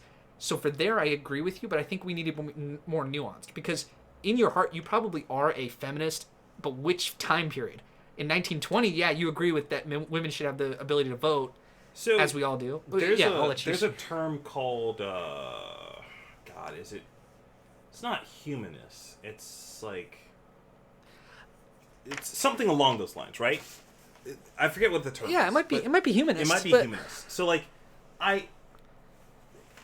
the fact that exists and feminism exists is stupid to me. If the intention is that you're trying to find equality, you've started from the worst possible point by naming yourselves one side of the scale. It's the worst possible name. It's just really stupid. In today's day and age, where men and women are equal and they should be equal, regardless of what age it was in, if your intention was to make things equal, always, it should have never been called feminism. Or let me phrase that. Sure, I don't disagree with that. It should, if you're gonna call it feminism, which there's nothing inherently wrong with calling it that. I just think that just say what it is, and I think people would respect it more too. Like if you're like, hey, we're here for the rights of women. That's all we're concerned about. And it's like, okay, cool, that's fine, no problem. But when you tell people like you want the equality of the sexes, and then they look at your report card, and your report card only leans in one way, people are going to go, wait a minute, but there's other things that are not equal on this side. You haven't said a single thing about that. Why? And then if your answer is like, oh, but historically, like this and this, I'm like, yeah, that's cool. And you're right. I'm not disagreeing with the fact that has been the case. But just change your mission statement. Because that's not what you're doing. Right? Like, I don't think... I think what you just said, I think you're discounting... the individual woman that would say, I'm a feminist because I have reasons to be, you're discounting her experience. What do you mean? What do you mean by, like... She would feel... So let's make this very concrete. Okay. 26-year-old self-labeled feminist. She has a college degree in gender studies or whatever. Sure. And she says, you're invalidating my experience by saying the label feminism is not the right label. And what I'm trying to advocate for, feminist women's rights, there's a lot of things you haven't seen, and you're refusing me at the cutoff point. So what I would ask to that is like, I and this could just be my own ignorance, but I want to know how, because I don't think I'm trying to invalidate. No, you're not. Right? Is that me or you? That's you. Babe, guess what? You're on a podcast. Again. Yeah, can I call you in a little bit? You going to bed? All right. Night, babe. Okay. All right, good. So cute. So cute. So kawaii. And you said you don't like anime. But I guess I'd want to know. Help me get to the point where I understand how me saying I don't want to be considered a feminist is invalidating. I wouldn't say I don't want to be a feminist. I would say I don't like labels. Feminism is an example of a label, which I think really bad label too. That's the thing that it's like. But that's your point. Your argument is not I'm pro or against feminism. You don't care. No, I don't care either. Yeah. So the thing is, like, if you were to put on a table all the things that on the books, the values that even like fourth wave feminism has, I'd probably be for most of those things. Like, or I'd definitely be for. So like, giving women the right to like vote. Obviously, that. There's no questions. Yeah.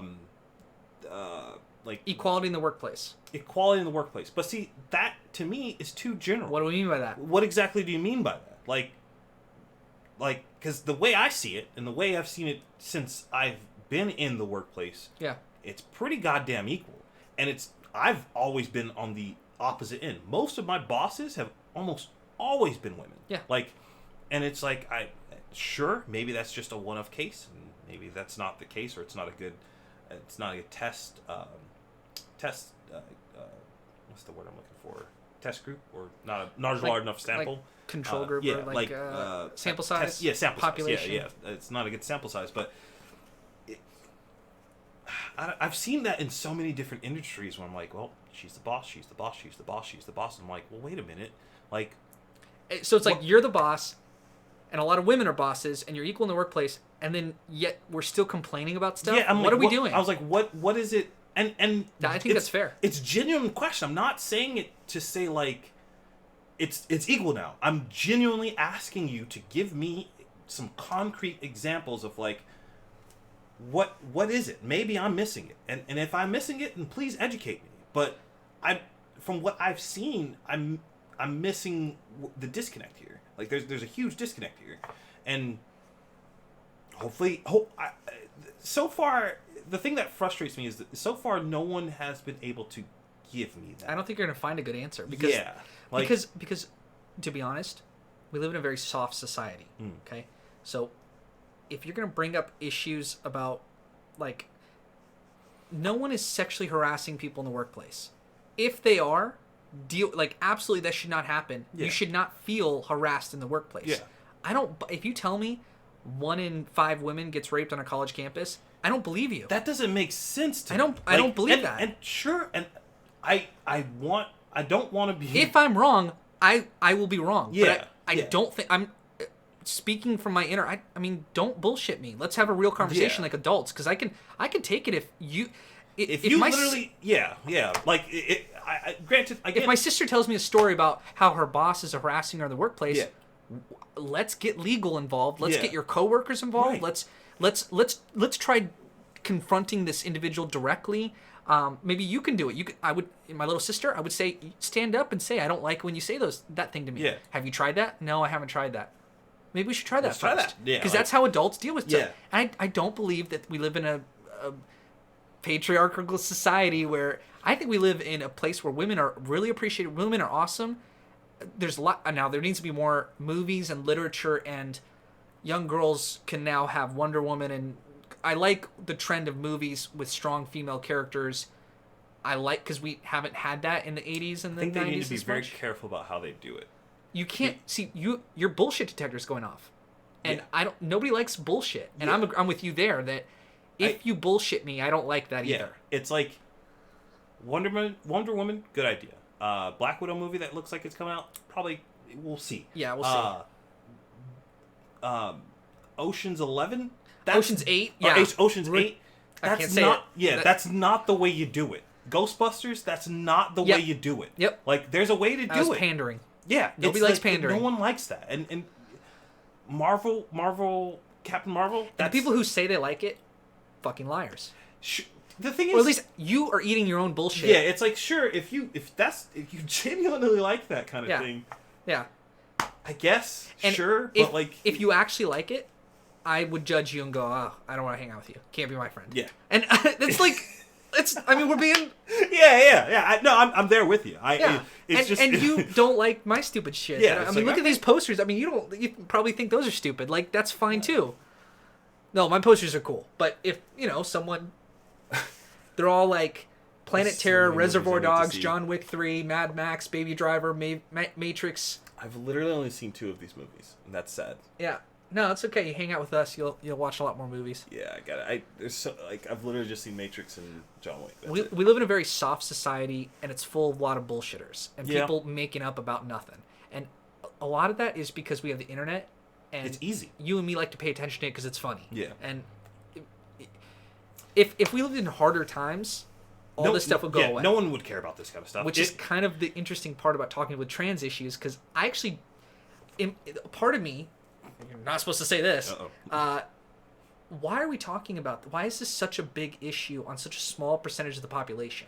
Now I get it if you are a trans person and you have dealt with difficult things.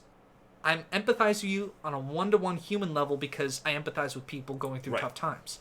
But the fact that it's in the consciousness and we're talking about it, you're fine. You're okay. You can do whatever you want. This is America. If you don't like it, go to San Francisco. You can definitely do whatever the fuck you want there. Like there's pockets. If you're trying to grow up with your religious family in the Bible Belt in the South, trying to be trans, yeah, dude, you're not gonna have a good time. You're not have a good time being gay either. Like, get the fuck out there. I mean, it wasn't religion that gave me the drive to move from there. Which I do think it's funny that I moved south but have a better life. But you also moved more. Yeah, but I knew where I was going. I knew that like here, like Florida was gonna be better than being sane. Look who you chose as your friends around. Right. So, but the thing was, I remember being in middle school, Sure. Jesus Christ, that was very early. But like, I remember. You gotta speak it in the mic. Yeah. So I'm so afraid of like. Because you have the camera and this. Yeah, choose one, bitch. I'm gonna lean. We could get a little bit further. Yeah, we could open this up, I guess. What? Hold on, let me. I don't know. If I can get closer to the microphone, then I just don't want to destroy this thing right here. Yeah, you destroy it. All right, this is somewhat better. But yeah, I remember being in middle school and having a moment of going like, okay, I know that my end game is not here. I'm not like sure. I'm not gonna live here for the rest of my life. It's a really mature thought. I was like, that, and it was both a good thing and a bad thing because it immediately made me devalue like a lot of social connections with people. I was just like, yeah, fuck you. Your life is going to be here, or you're going to be in jail. Like, I want nothing to do with you. Yeah. You are scum to me. Like, you literally, like, there were some people that I was just like, why would I even bother trying to talk to them? I had a very, very superiority complex growing up, and but I remember that moment because I never forgot that growing up. Even when I like the options of being like going into college and then going into the military were put on the table basically in front of me. I had I could have done whichever one I wanted to do. I remember I was like, well, cool. All right. Well, both of these get me to they check off one of my boxes, which is getting out of South Carolina. I know I don't want to be here. And ultimately I ended up going to college, which was the longer con because I went to college still in South Carolina, different like city and state and more up north, and it was better. But there were things about that place that just I didn't like. I just did not like it. I think they've gotten way better now. Well, that's good. Which is great. Especially in North Carolina. North Carolina was still kind of like figuring stuff out. Yeah. Like when I was growing up, and now when I'm older and I'm kind of paying more attention to it, I wouldn't mind living in North Carolina. North Carolina is not a bad place to live. But I don't think I would ever go back to living in South Carolina ever. Like that place. If you enjoy it there, awesome. Like, more power to you. It's not a bad place to grow up. I'll tell you that. I learned a lot growing up there that you got one life. Yeah. Live it. Yeah. Like you've got one way to do this. Go towards your goal. If you want to be in New York City, you should go to New York City. Don't want to do that. You should. Yeah. No, I don't want to. I don't either. But, no, I've been up there a couple times. There in like Boston. Boston's not bad, but like I definitely wouldn't want to live there. It's actually a really cool city. You ever spent a winter up there? God, no. No, I want nothing to do with that. I want nothing to do with it either. All right. Okay. Got more? So, Stephen brings up trans issues as medical, and he talks sex versus gender, which was interesting because... Did you know that distinction beforehand? So, I did my own little bit of research a few weeks, months... Actually, no, I did this a long time It's ago. good for it to be in the conversation. So it was more so because I was like, wait a minute. I know when I was younger, these words were synonymous. Yeah. They meant the same thing. And so I wanted to know when that happened, how that happened, and I wanted to I did some looking up in that, and it was that kind of made me go, okay, sure, I'll concede. Mm-hmm. I'm not going to fight you on the fact that these words mean the same thing. That it's dumb because words change. Mm-hmm. The English it's just more it's more exact in our speech. Sure. Because you said they were synonymous. Back then, they were colloquially like between just the average American family. Yeah. But in academic circles, they've been talking about gender identity and what that actually means. Sure. Since the 60s. I mean, or maybe before that. I'm not familiar with... That's what the literature is. Okay. I mean, I'm not citing anything. I'm just saying probably sex and gender have had two different meanings for more than 100 years. And now it's being talked about, and it's... But I feel like if that were the case, those... Because have you ever noticed a definition and then like a sub-definition, essentially, of words? Have you ever seen, notice that when you look up, a definition of something? Yeah. Where, you'll have a word that means, like the word bore. Yeah. That has multiple, meanings. And they come from different origins, but they ended up being the same word. Yeah. I feel like if that was the case with gender, that would have been that. You would have noticed that over time. Either you're right or you're wrong. What do you mean? Well, I mean, are we talking about your feelings, or are we talking about the etymology, the background of the word? Because if we're talking the background of the word, either you're right or you're incorrect, and you have no idea what you're talking about. Sure. So you're saying. I guess the word choice. What I said, I feel. It's more so I think. I think if they, and unless you are telling me right now that there is genuine literature that says, hey, there are examples of people using the word gender differently 500 years ago. There are since the 60s. Okay. All right. Then I was not aware of that. Okay. Yeah. So if that's the case, then... But what you're describing is when we were 10 or 15, people weren't using it.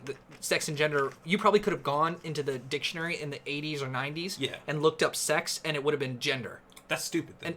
I'm more upset now about that than if people knew back in the 60s that there was another or different meaning to the word gender, and they then still chose to make it exactly synonymous to sex. That's fucked up. That's really dumb. Well, it wasn't an issue. We didn't know. But regardless of whether it's an issue or not, if you know, like, that would be like saying... That's all of society, dude. But that's so bad. People didn't have good ways to express their feelings. Men in the 40s didn't talk about rearing children. You don't, like, two men sitting down talking about how they want to raise their kids. That's not done. Really?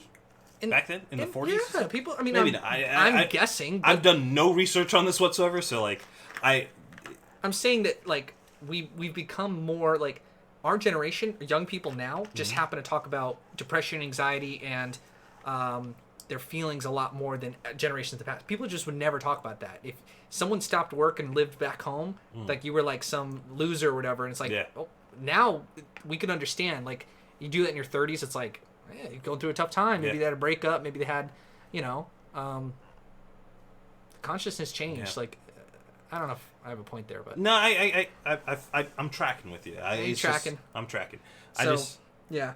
I'll keep going. Yeah. So Joe says there's a male-female binary. I didn't want to put that exactly in your. Because I didn't say that. Okay, you didn't say it. Good. I agree with that. I'll keep going. He recognizes there's a spectrum. Right. I think I wrote that down and you clarified. So yeah. What I was getting at was, you have a line. You have a line where male and female are on both opposite tails, like the points of that line. Okay. And then in between those points, you can stop at an infinitesimal point in time or in space on those lines.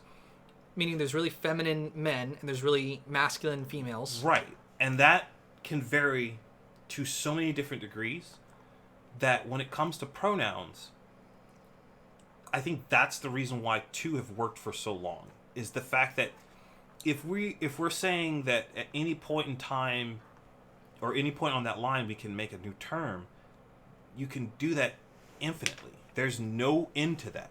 So the question becomes, where if you want to say that there's different points in the line, fine, but you need to make those concrete and say, this is it.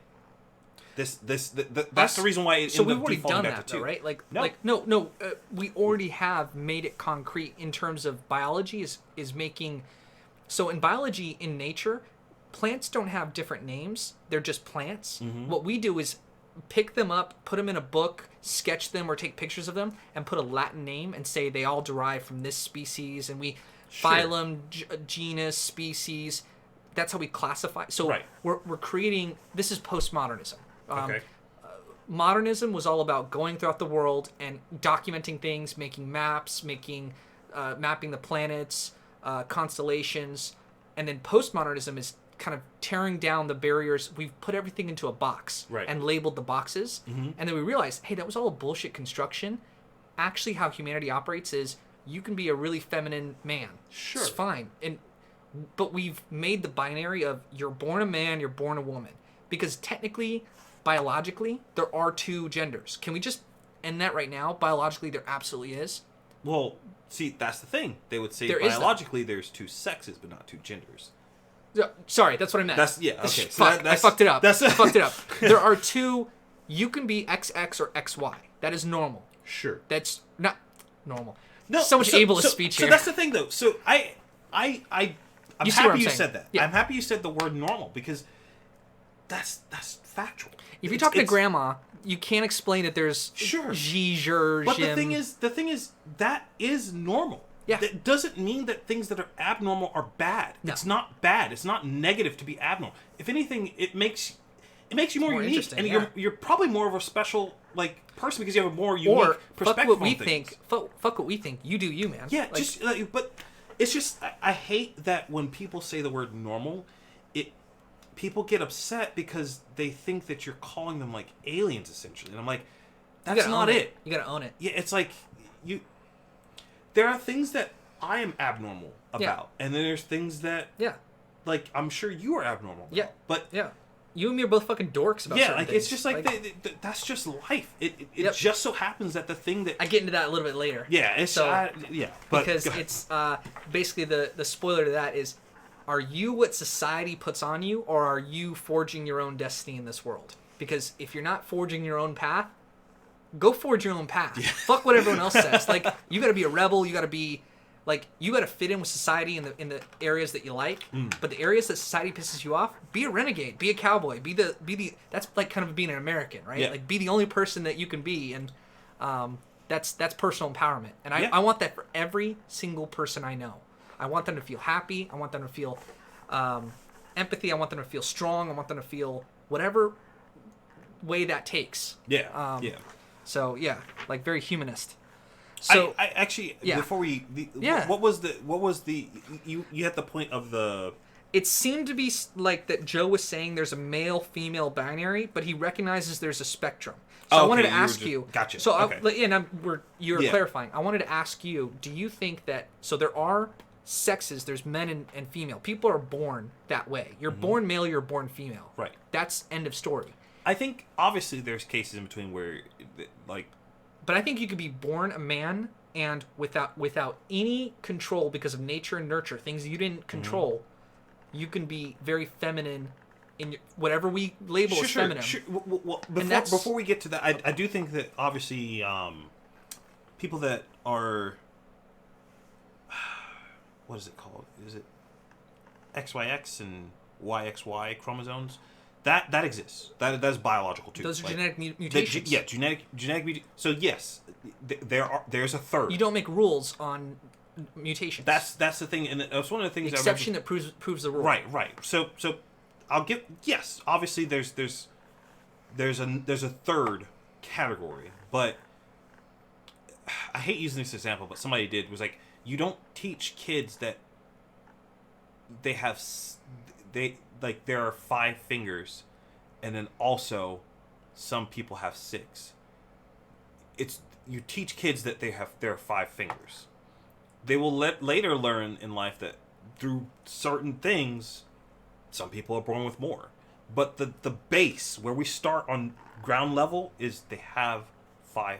Like, you have 5. And the reason we tell people 5 fingers is how many you have is because it's actually a useful tool so that we can get on to the rest, to actually building society. Yes. So there's 2 genders. Men tend to do this because they're bigger, they're more physically big. They tend to be interested in physical work. They don't tend to be interested about people and their feelings. And they tend to go and build houses and drive trucks and go to war because they like doing that. Yeah. And they also like to argue in politics in the Senate. Yeah. Women like to tend the house because they tend to be more traditional. Right. Because women, if you leave women alone, they tend to act in feminine ways. That they tend to do makeup. They tend to do feminine things. They read books about feminism. This is not an opinion. This has literally been tested. We're observing the world. Yes, we're not living in a fantasy LARPing here. Yeah, I forget what country it was, but it was some European country that was trying that. They wanted to make Sweden and Norway. But what the result was exactly the opposite of what they thought it would be, where things became they have the most freedom.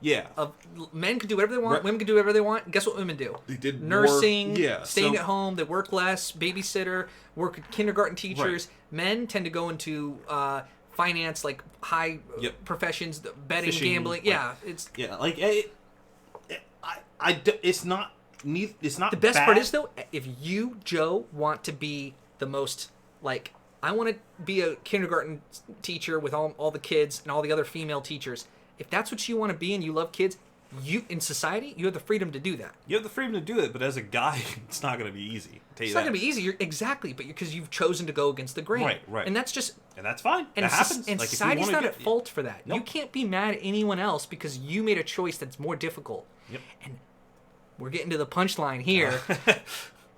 Is being trans a choice? I don't think being trans is a choice, but to... What was the thing I actually said? Because I want to get this right. Mm-hmm. But loving yourself is.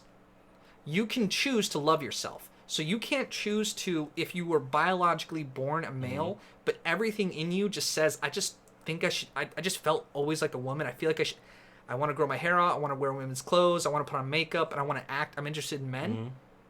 Do that and love yourself while you're doing it. Sure. That's a choice. So, this is something I've theorized a lot, and it goes with trans, it goes with sexual orientation too. There's some people in a camp that say, oh, well, I was born this way. And there's some people in a camp that say, well, your environment made you this way. You know what the truth is? I think it's both. They don't fucking know. I think both are possible.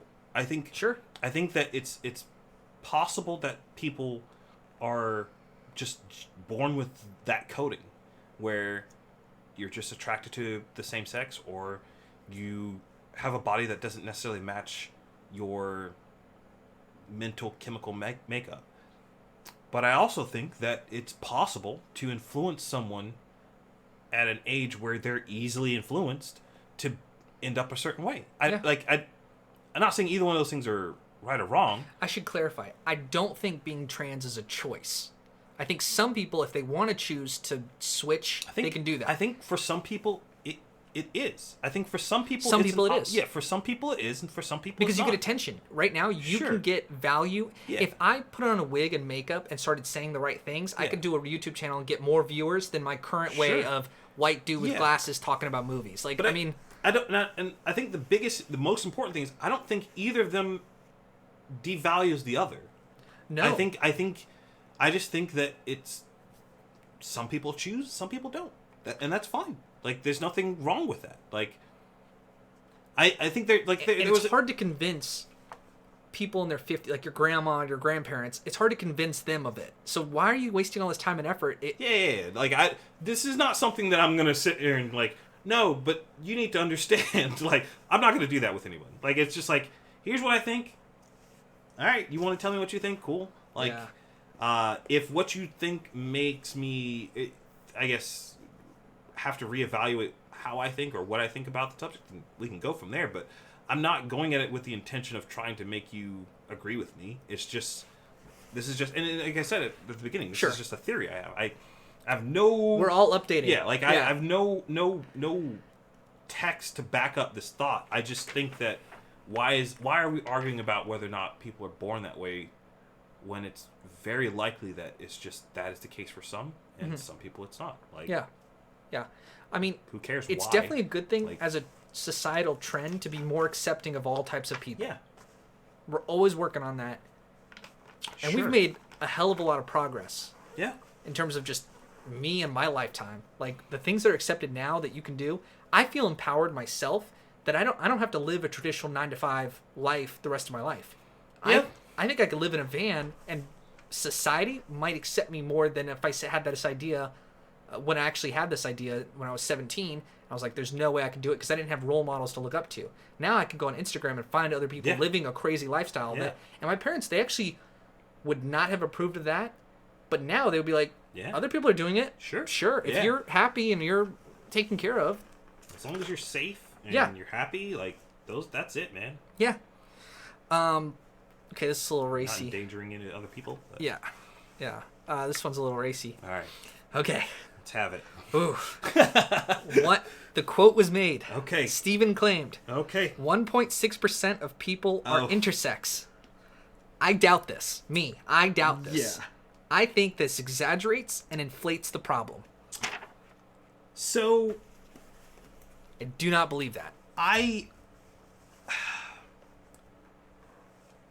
when it comes to data and numbers, and this is really tricky because you want to trust numbers. It's fake news, dude. But you want to trust it. It's supposed to be empirical. It's supposed to be. Most people have no idea how numbers work because I know in my job I use numbers to my advantage. Yeah, that's the thing. It's story. Like you can skew them, but you. Like 1 + 1 always equals 2. It always does. That never changes. So when you see someone use numbers and math as a way to like say, okay, well, here's some factual evidence. That's based on survey. Well, I actually don't know that. Yeah, but if it's based on a survey, it's the flaw with surveys. If I ask you a certain question, I prime you beforehand, right? And then that influences how you're going to answer the question. So if I take survey data, which it's this already, is not, but that's how you can skew that. There's just so many ways to skew it. I don't know the claim here, but what I think this is trying to tell me is that, more than 1 out of 100 people are transgender. That is almost if you're going to say 1.6% of people are intersex, what is, I'm sure there's a definition I'm missing, and I'm saying I doubt it I'm working through it, but don't exaggerate the problem. I don't think 1 out of 100 people have problems with their gender or gender identity. I don't think so. I'm hesitant to believe that as well. I want so badly to find a way to just prove any times numbers are brought up. Like, okay, here's an app. Let's immediately go straight to that I'm looking for not survey, but the experiment, the source. Yeah, I want to know where that number came from, and I want a quick and efficient way to say, okay, let's look at this. Okay, well, sure, cool. They did this in the best possible way, and these are numbers they got. Yeah. Or go and look at them like, okay, well, clearly, man, like they did this in a way that would skew this result, or they're talking about this. They're using specific words so that they get the result that they want. Was this one study, or was this 17 individual studies over the course of 40 years? So to that specific claim, I always am on the fence when people use numbers like that to prove things. The best like part that. of if you and me say right now, I doubt that number, it's bullshit, that means that someone will get enraged, maybe even Stephen, and show us exactly where we're wrong. Do it. Which is great. Please. Yes. Yeah. Like, the thing that sucks about numbers and using... We should do a podcast on that. Yeah, but it's like, no matter what they give you, it's highly likely They've got an agenda. They have an agenda. Yeah. And it's highly likely that no matter what the actual results of that survey or experiment was, it can easily be manipulated in a way to still go along to what they wanted. Trump's a genius when he made up the term fake news. Because he is outlining, we all consume news, and a lot of it's bullshit. That is such a phenomenon that he put directly in people's minds. It's like, oh yeah, a lot of news is fake. Like, it destabilized society. Now we don't trust each other. But that's the thing that sucks. That's why I want to believe that stuff. I really do. But like, it's really hard for me to do that now because I know things. I know how numbers. I've been lied to before. I don't trust. It's really hard for me to just hear someone say, "Well, this % of people do this," and I'm like, "Well, where did you get that information?" Yeah, like it's the same thing as saying, and I heard a Sam Harris podcast on this where he talked with someone. They broke down exactly where the myth of 1 in 5 women gets sexually assaulted on a college campus. So he was like, if this is the case, I have 2 daughters. If I send my daughters to college, you mean there's a 20% chance they're going to get sexually assaulted? Yeah. I'm not, there's no way I would do it. Yeah. It doesn't happen. Yeah. It's conflating many things that goes into a narrative that you use. And I don't know what the narrative is here. I mean, we're not giving it but I do think that if you say 1.6% are people are intersex, it exaggerates and inflates. Are we actually, because when you talk about transgender people, you're talking about a very, very, very, very, very small percentage of people, and I think it's such a divisive issue that brings out other things. People hear when people argue about abortion, they're not actually talking about abortion. No. They're talking about how I view the world versus you. Yeah, they're talking from the perspective of their sister or their mother. Like they're not it's not a data versus data thing. It's more of a Yeah. well, I know what I would think if this person in my life was dealing with that. Yeah. The other thing that I don't know if I regret it, but I didn't want it to be. I didn't want that podcast to become an argument. I wanted to just genuinely be talking. And if I was just genuinely talking with someone, I'm not gonna like go after every little piece of things that they do. Like that's not cool. That's not how you should live your life, in my opinion. But he also brought up the 75%. We're not talking about him behind his back. We want Stephen to like interact with this too. Like, please do. Yeah, and I'm not. He knows that. Hopefully, I mean, I hope so. I don't.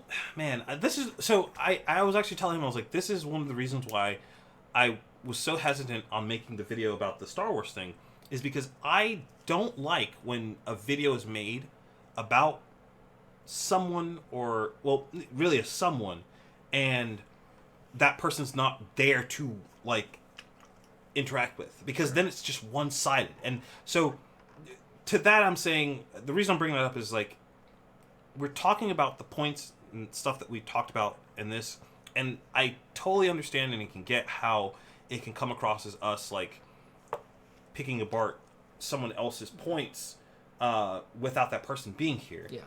And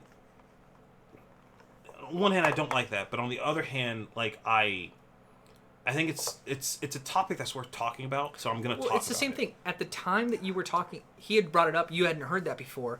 You're not going to like this is an analysis after the fact. This is my reaction as I'm listening to the video, and I'm like writing stuff down, and then I sort of think about it, and then I say it aloud, because that's the litmus test.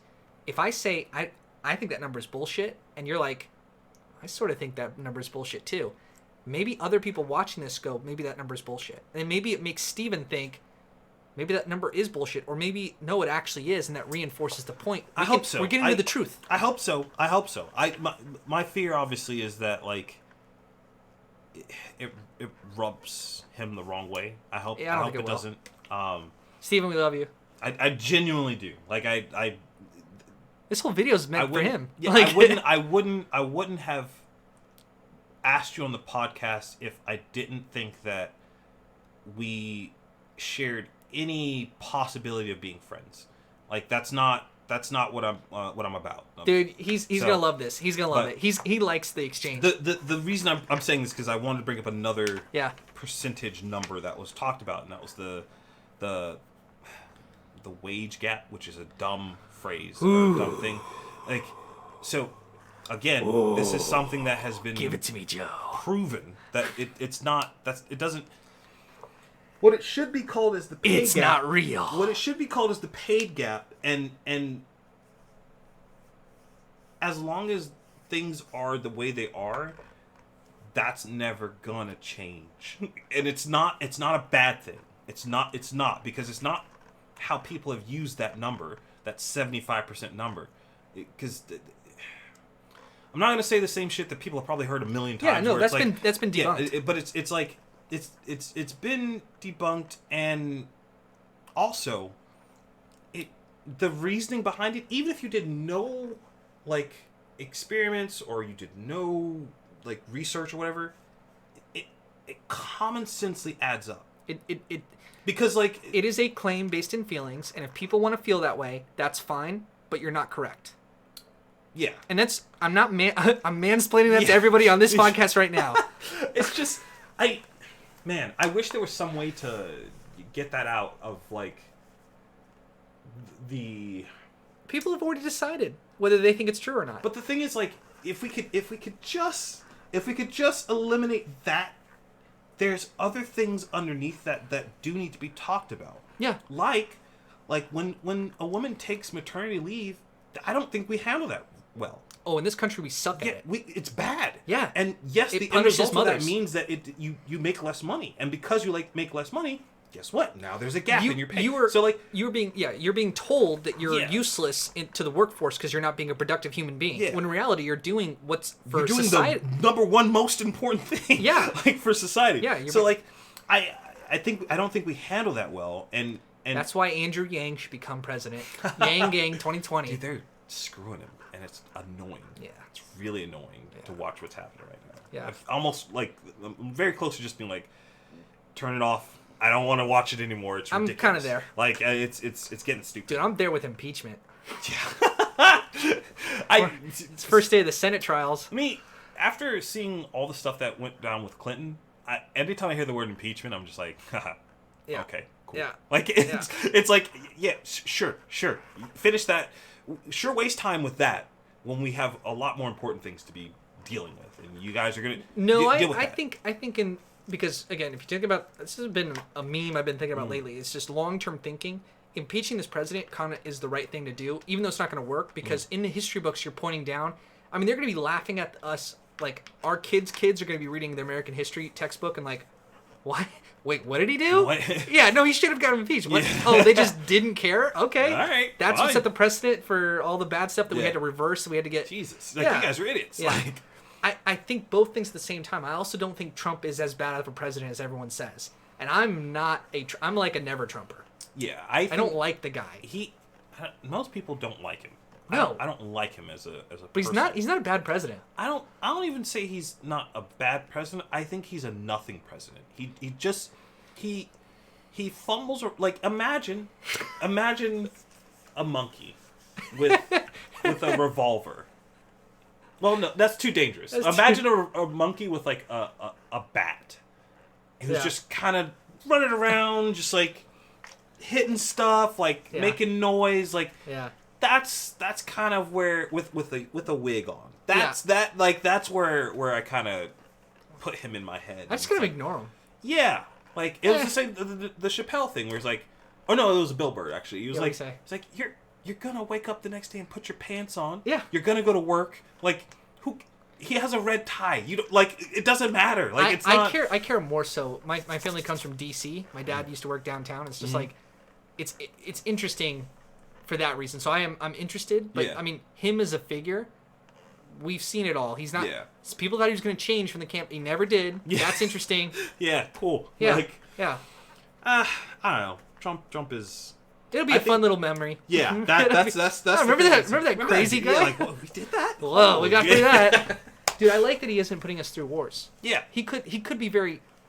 Probably Hillary Clinton would get us into a war or more, and he is not doing that. Yeah. So. He's just cares about the economy. Gets us into trade wars. Yeah, that's where he's, and I think those are less dangerous, I think, than wars, like physical wars, like actual. Yeah. Well, I just don't like young men in our country going over there and fighting other people and dying. And it's not cool. I don't like.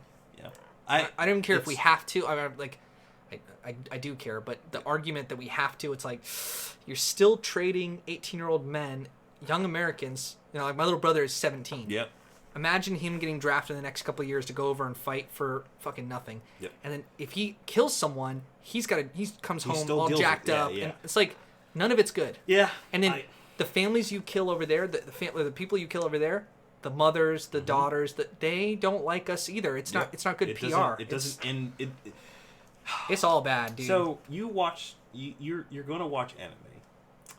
I wonder, have you seen? God, this is so bad. I hate that I know the shit. You've seen Naruto, right? Yeah. Have you seen it like all the way through to? Not all of Shippuden, but okay. So you seen like the pain stuff? You know who that is? I am in the middle of it, but you can. Okay, so yeah, there's a speech that he gives Naruto as he's like literally like stabbed him through the hands like Jesus Christ style, like he's literally on the ground, he can't move. He's like got black things impaling him to the ground, so he can't move. And he's talking to him about like, because all through the story you have the main village, which is like the Hidden Leaf Village, and they're kind of put up as like, hey, this is home, right? This is where good people are. All the good ninjas are from here. All the bad ninjas are from other places. And Pain's story was the first time in that entire history of that show, and I think that they don't ever do this again, where they go, hey, you motherfuckers have started wars over the dumbest shit. You've killed entire villages, entire nations. Your hands are like bloody too. Yeah. And the whole reason his name is called Pain is because he wanted to create a central focus of everyone else's anger and hatred on himself. Yeah. To stop the cycle of pain. Because it was like, okay, so you kill us, we hate you. We kill you. You hate you. Like, it's literally a circle. You motivated me to watch it because I got to get to that point. And that's the reason why when I say, like, sometimes the way that they write stories in anime and the story click. And that was one of those moments where I was like, this is good story writing. This is good representation of, like, they just did a good job with that.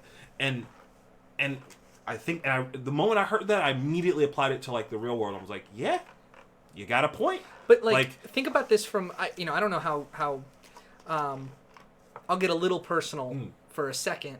I think that there's, like, maybe, like, an anger temper problem that goes through my family. And I've seen this, I've talked about this with very close personal friends who've had, like, alcoholism that runs through their family. And we kind of talk about and it's like this evil thing that's traveling through the men in our generation. It stops with us. Yeah. But it's going to take a lot of work. Yeah. But if I can, let's say I ever have a son, if I can never show him anger, like maybe he grows up and he's just angry because I'm dating a Puerto Rican, so there's going to be a whole. But maybe if he never sees that, the gene stops here. Maybe if you never drink alcohol, maybe your kid, but yeah.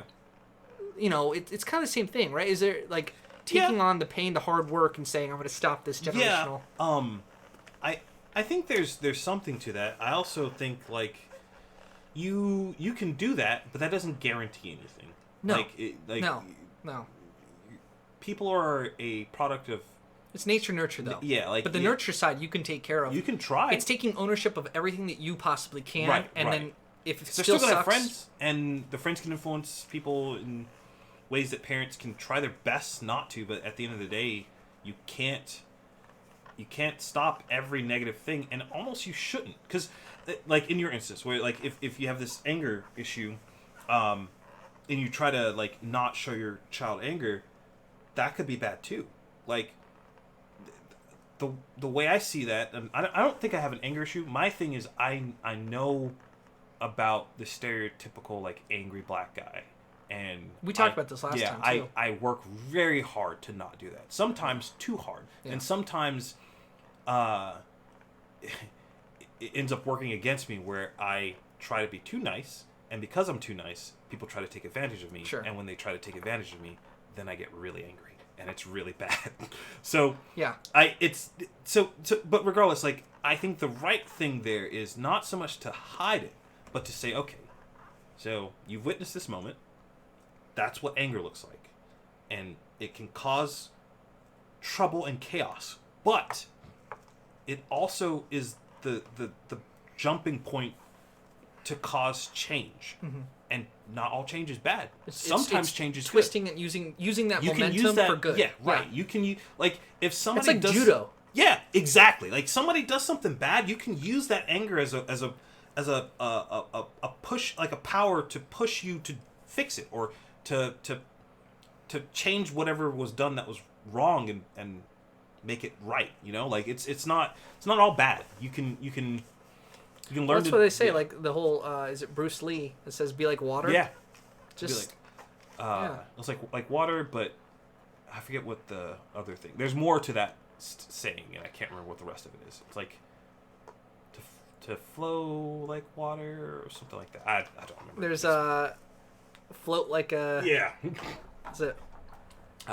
Float like a butterfly, sting like Muhammad a bee. Muhammad Ali. Yeah. Yeah, dude. Yeah, like, it's that. There's you need to be able to move and be flexible, but when it's time to be assertive, there's a friend of mine who he struggles with that, and I remember him talking to me. We never really got into the like weeds of it, but, like, I remember one moment where he was like, "Yeah, that's just not me." I'm like, I get that, but that's a tool that if you don't learn how to use it, it's not gonna be good, man. Like, you're gonna miss out on so many opportunities because. But see, I think you were doing that thing where you try to tell someone, and I think you're right all the way, but they haven't accepted it yet. Yeah. And so you're trying to change someone's mind who doesn't want to be changed. They're not ready. Well, even in that instance, it wasn't necessarily about me trying to change his mind. I just wanted to plant the seed of that thought of, like, hey, man, like, I get it, being assertive is hard because there's almost always bad consequences from it. Yeah. But you have to do it. Like it's not something that's like you don't have the option of not being assertive. Like if you want, well, you do to your detriment. You do. Yeah, you do have that option, but it's going to end up bad. It's like, why I don't like complainers. It's like, because like people with the I have this problem. What the fuck are you doing about it? Yeah. Because I want to hear about I have this problem and here's what I did. Yep. Like because that's an inspiring story. It makes me want to go out there and like fucking yoga. Like, yeah. Started that recently. It's helped. It's definitely helped. It makes me a lot more exhausted like throughout the day, but. Yeah. Like it's good for you, bitch. Yeah, it's just like I remember back in the day before I started doing that. Like I would wake up, go to work, come home, and I was ready to still like go. Now I wake up, do like 20 minutes of yoga, go to work, come home, and then by the time I'm home, I'm just like, woo, do we stream or do we hit the bed? Like, so I don't know. I got to figure out a way to beat that too.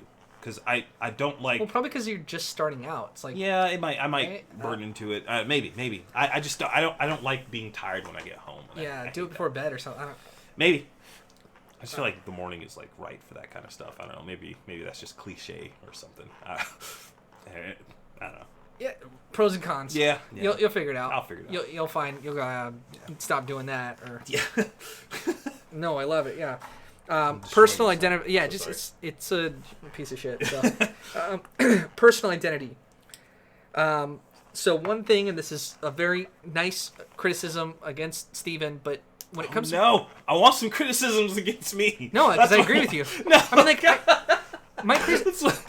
I've been criticizing you here to your face right here. But the thing about Stephen is that it's a very and I'm just gonna say it, and then we'll apologize later. It's a very like entitled millennial view of the world that you feel people should care about what you feel. The world doesn't care how you feel. If you're a trans person, you're a man, and you feel like a woman. Great, dude. Don't give a shit.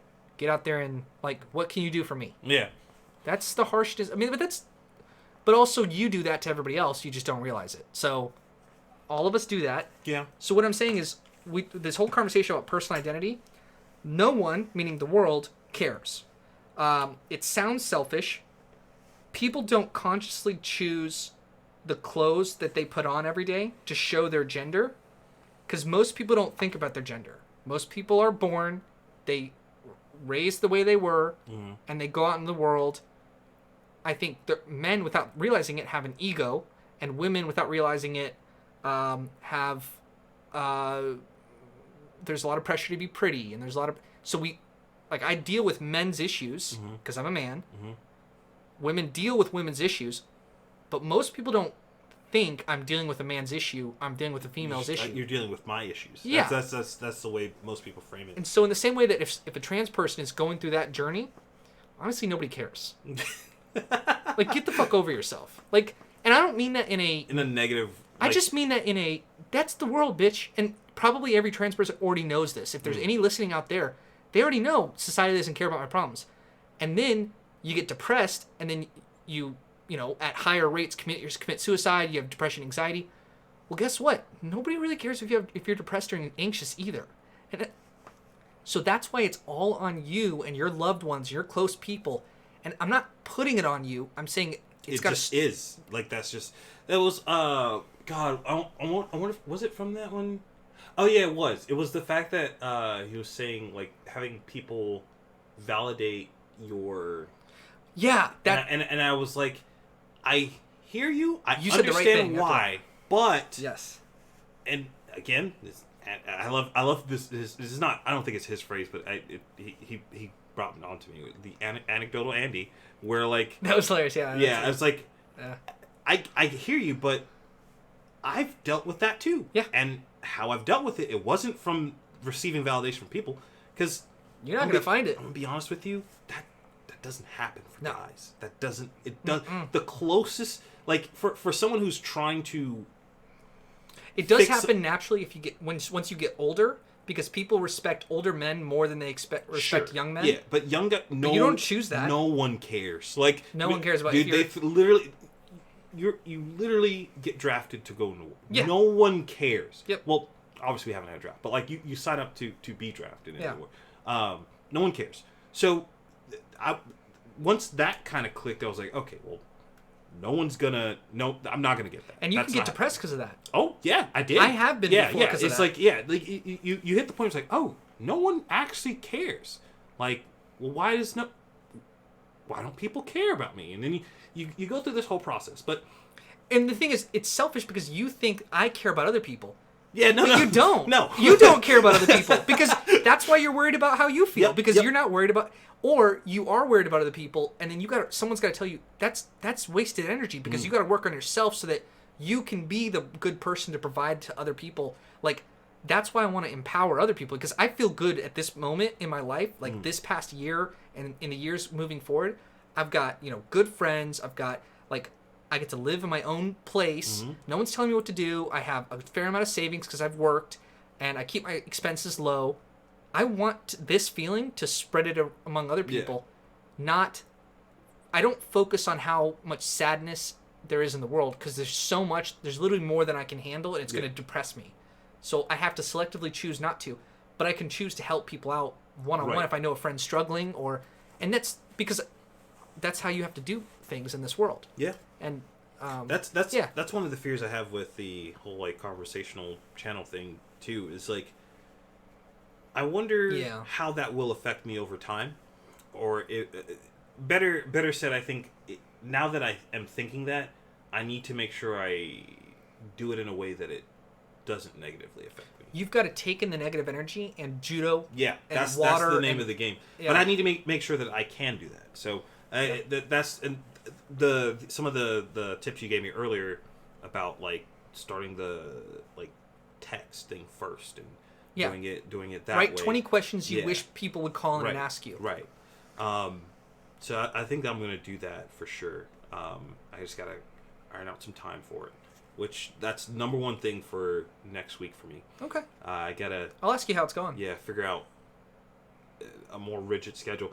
And I was talking to my brother about this. I was like, I know what that means. I know because nothing comes without sacrifice. That's one of the things that I think we talked about this a little bit on your podcast, about this upcoming conversation I'm going to have with my dad. I think that is the point that I'm going to try my best to. I'm sorry for being so drunk on that podcast, dude. I wasn't so drunk, but I was like towards the end, I was like, oh my god, no, it's fine. I it's like nothing. So funny. It was pretty funny. I remember Corey talking to me about it. He was like, yeah, he was just asking you like some really funny. I'm like, it's fine. That's why we're here. We're here to be asked these questions, and like, you're supposed to be pushed a little bit, like it's not supposed to be comfortable, like. I love it when people are kind of uncomfortable or like I have to understand that not other people don't like it when you invade their personal space, but because they're all right, and I know I'm a good actor and I'm not trying to hurt. I hate that.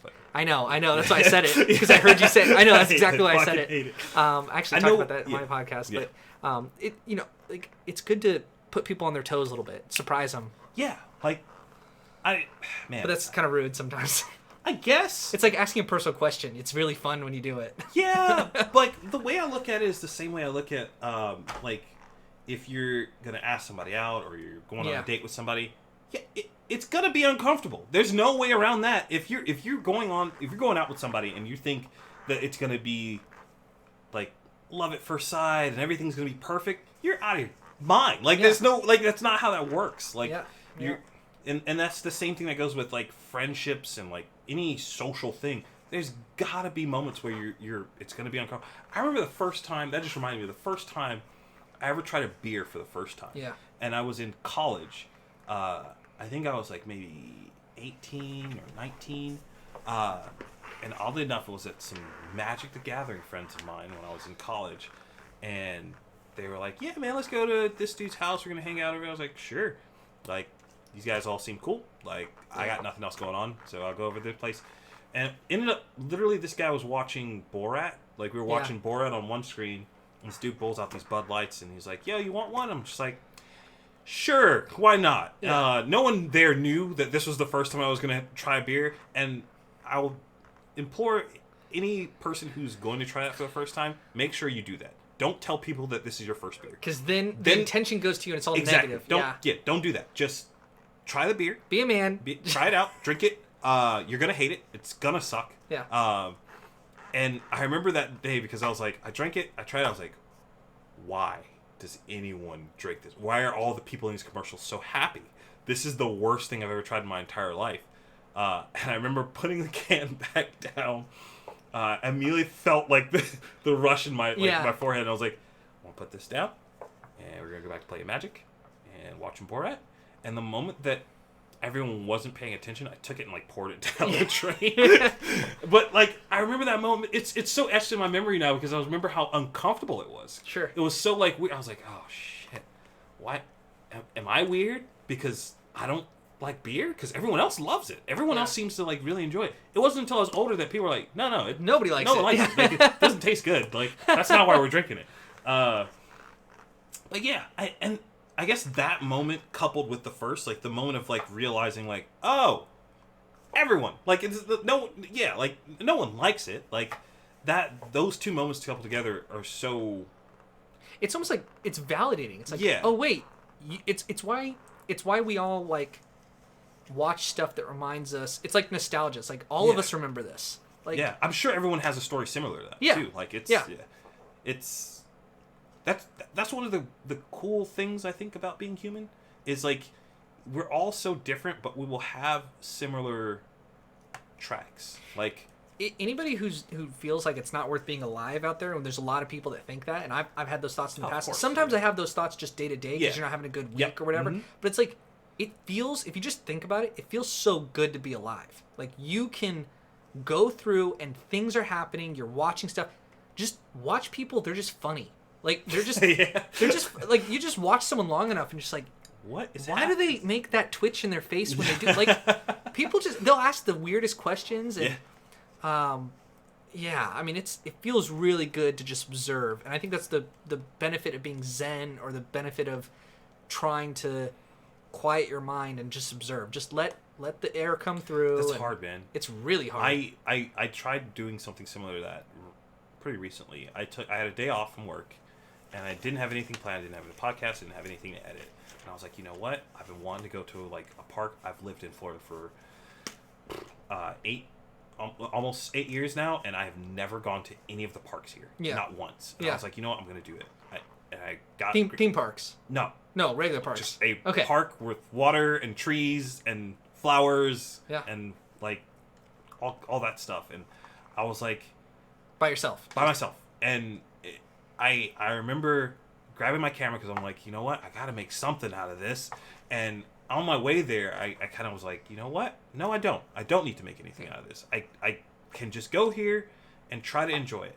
And I went. I ended up taking a lot of pictures and stuff, and it was an interesting experience. But I do remember how everyone else that was there looked at me, I guess. It was very much like, what are you doing here? Yeah. Like, we're here with our dog. We're here, like, I'm here with my boyfriend or husband or wife or girlfriend or whatever. Why are you here? And I remember thinking, I was like, yeah, this is fine. Yeah. That's all just also in your head. That might have been true. That's true. Yeah. I could be 100% wrong. Like, and that's part of so we're talking about, like, meditation. Yeah. That's just a thought that arises, and then you're almost, with all distractions gone, what goes to your brain? Yeah. Like, what are you thinking of? What is plaguing you? And for most of us, it's being scared, anxiety, oh shit, I have to do this, otherwise I can't pay the bill, or like for me, I get like this weird, what am I going to watch on Netflix? I'm clicking through, I'm like, it's like, if you just clicked any one of these and sat back, ease in for 10 minutes, now you're in, okay? Like, and that's always the case, but that's... Yeah. The thing that's weird, though, is I've not had the inclining, or I don't know if that's the right word. Or inclination? Inclination, I guess, is right. Inkling, I think, is like... the inkling. The inkling from... What's that game called? Fuck. Pray to the Gods? No. It's from Super Smash Brothers. The inkling? The fucking... Link? Splatoon? Yeah, that's what they're. The little squid people, they call them inklings. But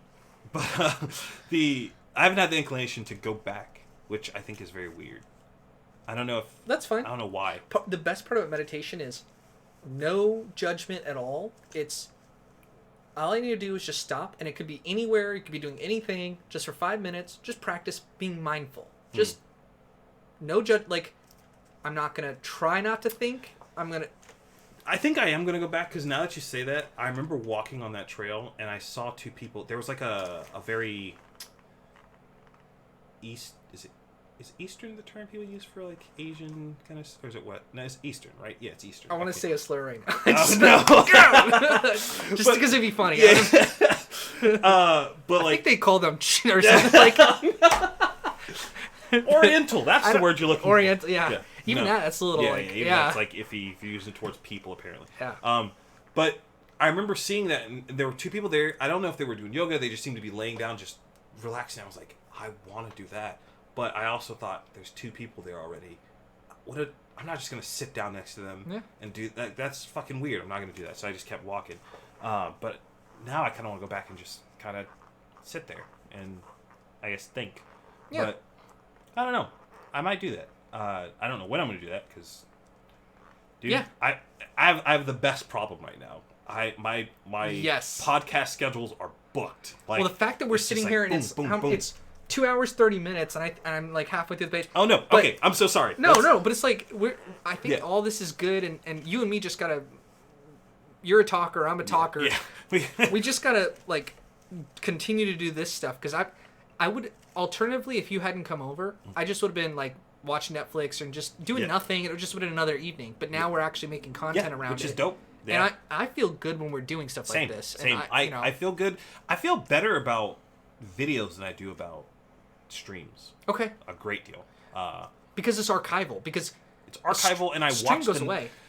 I shouldn't do this, but I guess I don't after a point. I can watch the number always go up. It never goes down.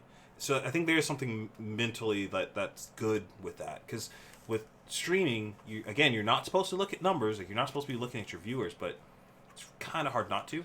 And when you do, if you see something that you're not happy with, that's it. It's over. Once the stream's done, that's it. Yeah. And the consumer behavior is not to go back and rewatch streams. No one does that. I don't do that. Dude, there's literally like the biggest streamers on Twitch have like 1,000 views on like old podcasts. No one does that. Like, so. Yeah. But even then, no one watches 3-hour-long videos on YouTube. Sure. So that's why we got to make clips and get people. Now, if someone is listening to us, I want them to be interested all the way through. Sure. And I don't want you to have to click through to get to the good parts. Right. I want that to be the good easy. Yeah. And yeah. I do think though sometimes conversations, the way that they just work when there's decent chemistry. Yeah. The whole thing ends up being a good part. Yeah. Like, but so far I don't think there's been a downtime in what we've been talking exactly. about. Yeah, I would. Yeah. Hopefully that translates to other people, but maybe it won't. And if it doesn't, that's fine. Like it, for me anyway. I don't expect everyone to watch the video and then be like, "Holy crap, that was the best video I've ever seen in my entire life." Like, well, another thing is, if people are gonna watch 3-minute clips of this because they happen to stumble upon us, and then they're gonna see that you and me both got to episode 50. That's true. This is our 40th time doing a podcast together or whatever, something crazy. They're gonna listen to that. I mean, so Joe Rogan, he just kept going. Yeah. And if you go back and listen to it, there's so much good content that. Dude, the old episodes of him and Bill Burr are so good. Yeah. Like they're so good. And some of them, they're not even the same building. They're not even the same state. Yeah. They're doing it like over the internet, and I'm just like, this is it. If anything, that kind of stuff motivates me to be like, okay, yeah, all right. So it gives you the freedom to say, yeah, the first ones are gonna suck. Yeah. It's anything. No one. I'm surprised if anybody listens to this before we get to episode 100. Yeah, yeah. If I have 100 episodes and no one's watching, it's like, okay, I gotta. Yeah. What do I need to fix? Yeah, I gotta up some production. I gotta hire a chick or something. Yeah. We gotta get. Let's start marketing this. That just reminded me of some bad decisions that I made on my old YouTube channel. Oh yeah. I'll tell you about it later. Yeah, yeah. So people, I think when Stephen was talking, he was coming up with a lot of good reasons about personal identity, but my whole thing was nobody cares about this. Nobody cares about this. If you're not a millennial, and that's what like, it's an entitled generation, and good or bad, that's just how it is. Joe argues from a place of conservatism, and that's low C. That's not. I'm not calling you a conservative. Yeah, that's fine. There's a loss of meaning of words, and you are concerned about that. Yeah, I think it's not so much that there's a loss. I just think that we should be asking why. Why are these things changing? Like who, like, and if they are changing, we need to make sure that they're changing for the right reasons, and not just arbitrarily going, well, words change, man. Like the whole like gender and sex thing is if you wanted if and again I concede I guess is a poor choice of words because it makes it seem like I was contending against it, but I really wasn't. It's just one of those things that I remember hearing and seeing going, wait, so they're different now. Okay, why? And then no one has ever answered why. It just kind of has been like, well, they are. I'm like, okay, all right. I'm not arguing that, but I'm still asking the question, what was the reason as to why we needed to do that? It's good to have people that are the rock of society that go, okay, this whole civilization thing is going real well. If you want to change all the rules, hold up. There's ways to do this, and you can't just tear down all the rules. I think Boogie, he said something about that where he was talking about like how homosexuality became more regular. It was like, hey, look, like I sympathize with your problem, but trying to hit people over the head with it like a hammer, that's not going to work. It takes time if you want to change people's mind, if that's what you're interested in. But if you're trying to do it with harsh, sharp, like this is what I believe, must be and this way you or must be bigot. like it's like that. That's not going to work, man. Yep. Like it's that's the people worst vote possible. for Trump if you do that. Yeah, that's true. That's exactly what happened. Like. Stephen said, we don't know people's identity. I believe that is true. You know, when he said that. I know. And it's true that I can't look at you and assume I know what's going on in your head. But the world doesn't care what your identity is. He says we need to transcend our evolutionary biology, which I actually agree that he has a point there, that we drive cars, we put on deodorant, we change the way we look. We put tattoos. We wear certain clothes. We are transcending biology. So this binary, men are born men. You must be a man. Women are like. We live in a society, a soft society, where we don't have to go out and hunt for food. Sure. Food kind of just like we can drive our big machines and get to food pretty easily. So we can change the rules, and we should overcome our own biology. And so in that way, he's right. But you have the alternative view. I don't think I do. I don't think that if you're born one way that means. I'm not saying you're saying that. No. I'm just saying I don't think that just because you're born a certain way that you should fall into any line, I guess, in society. I think. No, that because you believe in personal choice and you can choose whatever you want. People should be able to choose whatever they want. Yeah. I just think that people don't. Every decision comes at a cost, and sometimes the cost is criticism, and yeah, absolutely, you should be okay with that. Like I'm not saying that you should be happy that it's happening. No one's going to be happy about it per se, but criticism, especially like when it's harsh and negative against like what you're trying to go for or what you think you want, it sucks. It doesn't feel well. Like it doesn't feel great. But you shouldn't be surprised by it. That's the thing that like probably annoys me the most is when people like there was an incident where someone I know who was trans, somebody just in public, I guess, asked like, so you're trans, right? Like in that. And yeah, that's blunt. Yeah, that's it's probably not the most polite way to go about that, but that's not coming from intent from the way I heard it. It's not coming. Sounds from like an ignorant person. Yes, it's an ignorant person. It's not a hateful person. Yeah, it's not an evil person. That's just a dumb person. Do you know I was in Ethiopia, and these little Ethiopian kids that don't know any English, we were with an Asian. She was an older Asian doctor, and so she was with our group, and she's an Asian lady, and these little kids, they without even realizing it, they were so racist. They were like, Chinese lady, and just like they're little cute little. Yeah. It's not their fault. Yeah, they're not. Yeah, like, they don't come from a society where that's. And she wasn't offended at all. Yeah, she of just course. said, it's like it's kids. Like yeah, but Asian people don't care about racism. That's my like they. They don't. Most of them don't. I would say. I feel like they. I'll make that claim. I feel like they only care about it amongst other Asian races. Oh yeah. Oh, absolutely. Because yeah, they hate. Dude, Japanese people hate Koreans, and dude, I have some friends that are Chinese, and obviously I don't know what the fuck I'm talking about. Yeah. I'm just saying. I just said it to look at me. I have no idea. But I remember bringing up to a Chinese friend. I was like, yeah, I'm slowly. Maybe it was Chinese American. Yes, so he doesn't know either. Well, like, right? Was it, she it's relevant. I remember I was like, yeah, I'm trying to slowly but surely learn Japanese. She's like, why? I was just like, it was so funny. It's like I've grown up knowing her. She owns a Chinese food place that is very, I guess, popular amongst all of my friends. Sure. And we kind of grew up there. So it was just so funny to see her just get so upset and was like, I don't know.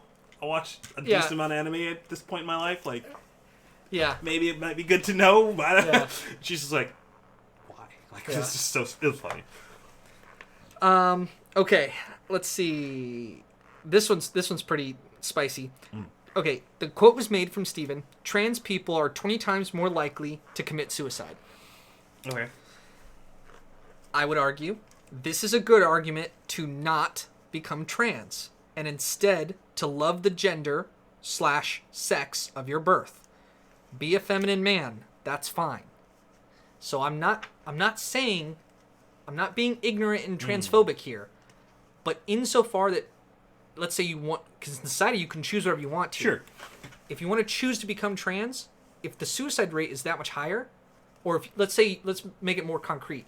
If you choose to get gender reassignment surgery, because that absolutely is a choice. Yeah. It's not it's an elective surgery. It's not. It's plastic surgery.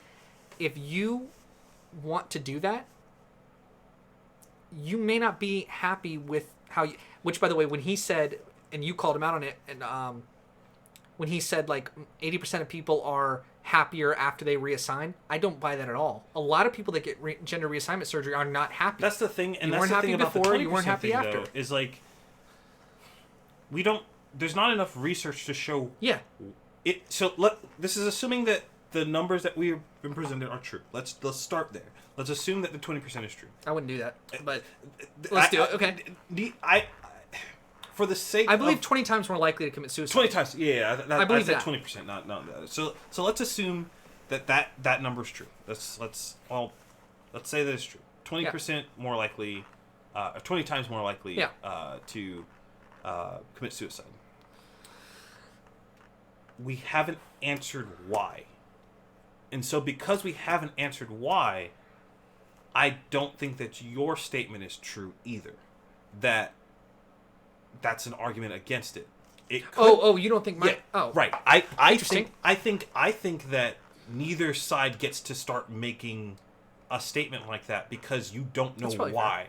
Like, because I'm willing to bet that some of it's because you weren't happy with the reassignment surgery. Or some of it's because maybe you didn't do it early enough. And, like, your surgery didn't come out well because you didn't do it early enough. There's so many different reasons as to why someone would commit suicide for that just that number alone doesn't mean anything. It's irrelevant. Like to use that to say... You're like agnostic, and Steve is making a claim, or I'm making a claim. The point is, we don't know enough. Yeah, still don't know enough. I think like, that's it's fair. like we... You can... you could make both of those points, and because you can make both of those points, let's pause. Yeah. Like, both of those seem valid. But that more points towards your point of, hey, let's not go gung-ho with the rules yet. Yeah. This is a huge life choice. Right. I mean, it's a big moment, I imagine, in my ignorance, that if a trans person who's grown up a male wants to finally coming out party and present as... That's Sure. I imagine it's a huge thing. Which I don't want to necessarily rob people of, but I also... Because you don't want to tell anyone not to do something. Not to do something, yeah. You do what you want to do, but understand the risks that come with it. Exactly, and that's my whole thing is, do you want to be part of community? Because this turns into a trans community thing, and now I'm a trans person, and these are all my trans friends, and we also have allies that are part of our trans community, and they're on Tumblr or wherever the fuck they are now. And they're LGBTQ plus. That internet historian guy has a video about DashCon knows about Tumblr. That's but I'm not laughing at trans. But the trans group, the trans community, if you are more likely to commit suicide, and they have higher rates of depression, anxiety, and they tend to I'm just calling it what it is. Why would you want to associate yourself with fellow people like that? I think in order to answer, because you could be gay and be on the live in normal society, quote unquote. But I think those two things are different though. Like, okay. And also I think to answer that question of why would you want to be in that community is you need another set of numbers. The numbers that you would need would be what are the suicide rates of people who don't transition. Because then you could see and that's impossible to... Sure, yeah. But what I'm like, that's the thing you have to compare. If you want to talk numbers, let's get all the right numbers. Yeah. Oh, you can't get those? Then don't talk numbers with me.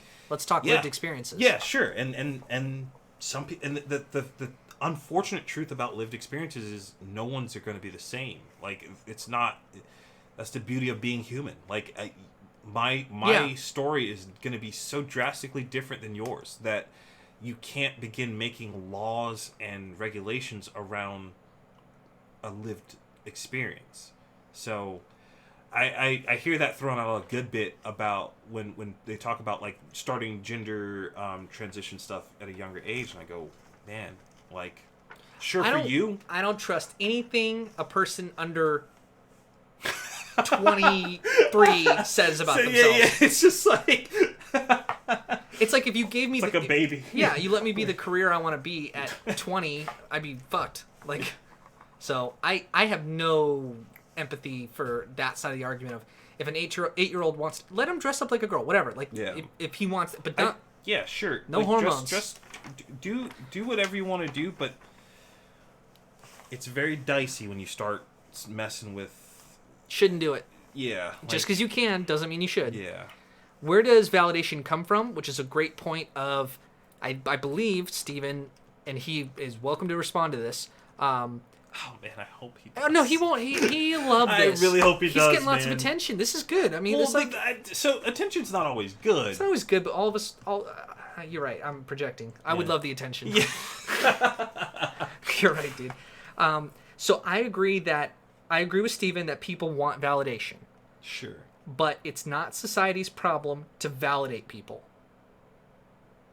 Because society does not validate you. If you get your validation from how many likes on Instagram... It's probably bad. No. No, it's definitely bad. It's not good. It's fake, and it's not real, and you don't... It's the same argument I said before. You don't do it to other people. You don't validate...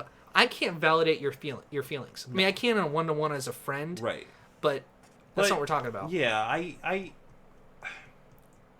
I think I get why people want that kind of validation, and it's not a bad thing. I understand where it's coming from. I just don't think that it's...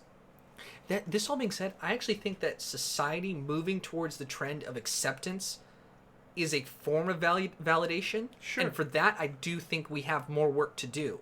So he is right. I'm not... Sure. Like, you see... I just... Man, I just wish that we could all universally go, okay, we'll be more accepting, and we'll start being more accepting of people. But here's where this ends. This is the line that we don't cross when it comes to that. Because people, obviously the internet does this with everything, But right around the time that was a big thing, there was the whole attack helicopter thing, where like, yep, I identify as, and which it's is like hilarious. It's hilarious. It's hilarious. But it's also, it brings home a point. Oh, is that bad? You're not supposed to find that funny? No, I think it's fine. Okay, all right. I don't know if that was transphobic or racist. No. Yeah. I just think I think it's funny, but I also think it brings home a point where it's just like, yeah. So how far you want to go? Yeah. You want to do this? That's fine, but if you want to do this and you're gonna be spearheading this, yep. I expect you to also put the limits on it too. Yep. And you don't seem to be doing that. But it's like you and me putting ourselves out there, where we can get made fun of, or people could make. Sure. I mean, because we're putting this content on the internet. Yeah. Realize that people could take this and make my face ugly, or they could like make fun of the way I look, or sure. It's like I gotta have self-confidence that shit can't bother me when I still go to sleep at night and not think about it. Yeah. And that's trying to become a mature person in the world. That it's tough. It's tough out there. It is. That's my last point, actually. Oh, okay. My last point is self-confident people can withstand dead naming or wrong pronouns. That's self-empowerment. Yeah. I mean, that being said, I don't think that people should go out of their way to do that to someone. People don't. Yeah. They don't do it to your face. Yeah. They do it when people talk shit. Racism is silent. Yeah. It's quiet. And I know I'm sounding like I'm saying paradoxes. I'm saying people don't care about you, but then also if they're going to be transphobic against you, they're going to do it quietly. It's because both things are true. We don't have an overt sexist society against women, but yet if men are going to be sexist, they're going to do it quietly amongst each other. And if they do it quietly, like I've had white people that I talk to where they will make comments indicating that they are racists, and they do it quietly because the blacks aren't around us, so we can. You're cool, right? And I have to go like, no, like that's like I'm not standing up for justice here at the end of some movie. I'm like, oh, you think that it's okay, and it's just not, and that's not It is both true that happens, and I just ignore those person because you are small-minded if you think that. Smooth brain. I love it so much. Dude, it's so good. Yeah. Dude, I literally laughed when he said that. But you get my point there. Yeah. The thing, I think I'm going to stop using this because this will be the last time I probably bring this up. But just because I think my perspective on race is so different than everyone else's. Because when racist things happen that involve me, it's just funny. It's just funny to me. It's not bad. It's not like, oh my god, I can't believe it. It's just like, you're what are you, like 75? Like it's like that's what goes in my head. Not your like, opinion so doesn't matter. Yeah, it's like, holy crap, this is hilarious. Like you're a relic. Like that's it's like we found one. Like that's the kind of thing in my head. Especially if it's overt. If you're experiencing it, that's like.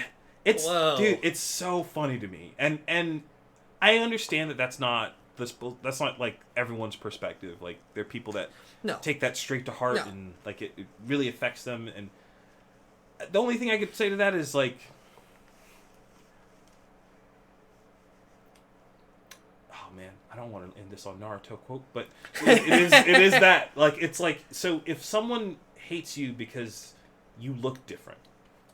The only thing you can do in that moment that would have any chance of changing it would be to not react negatively to it.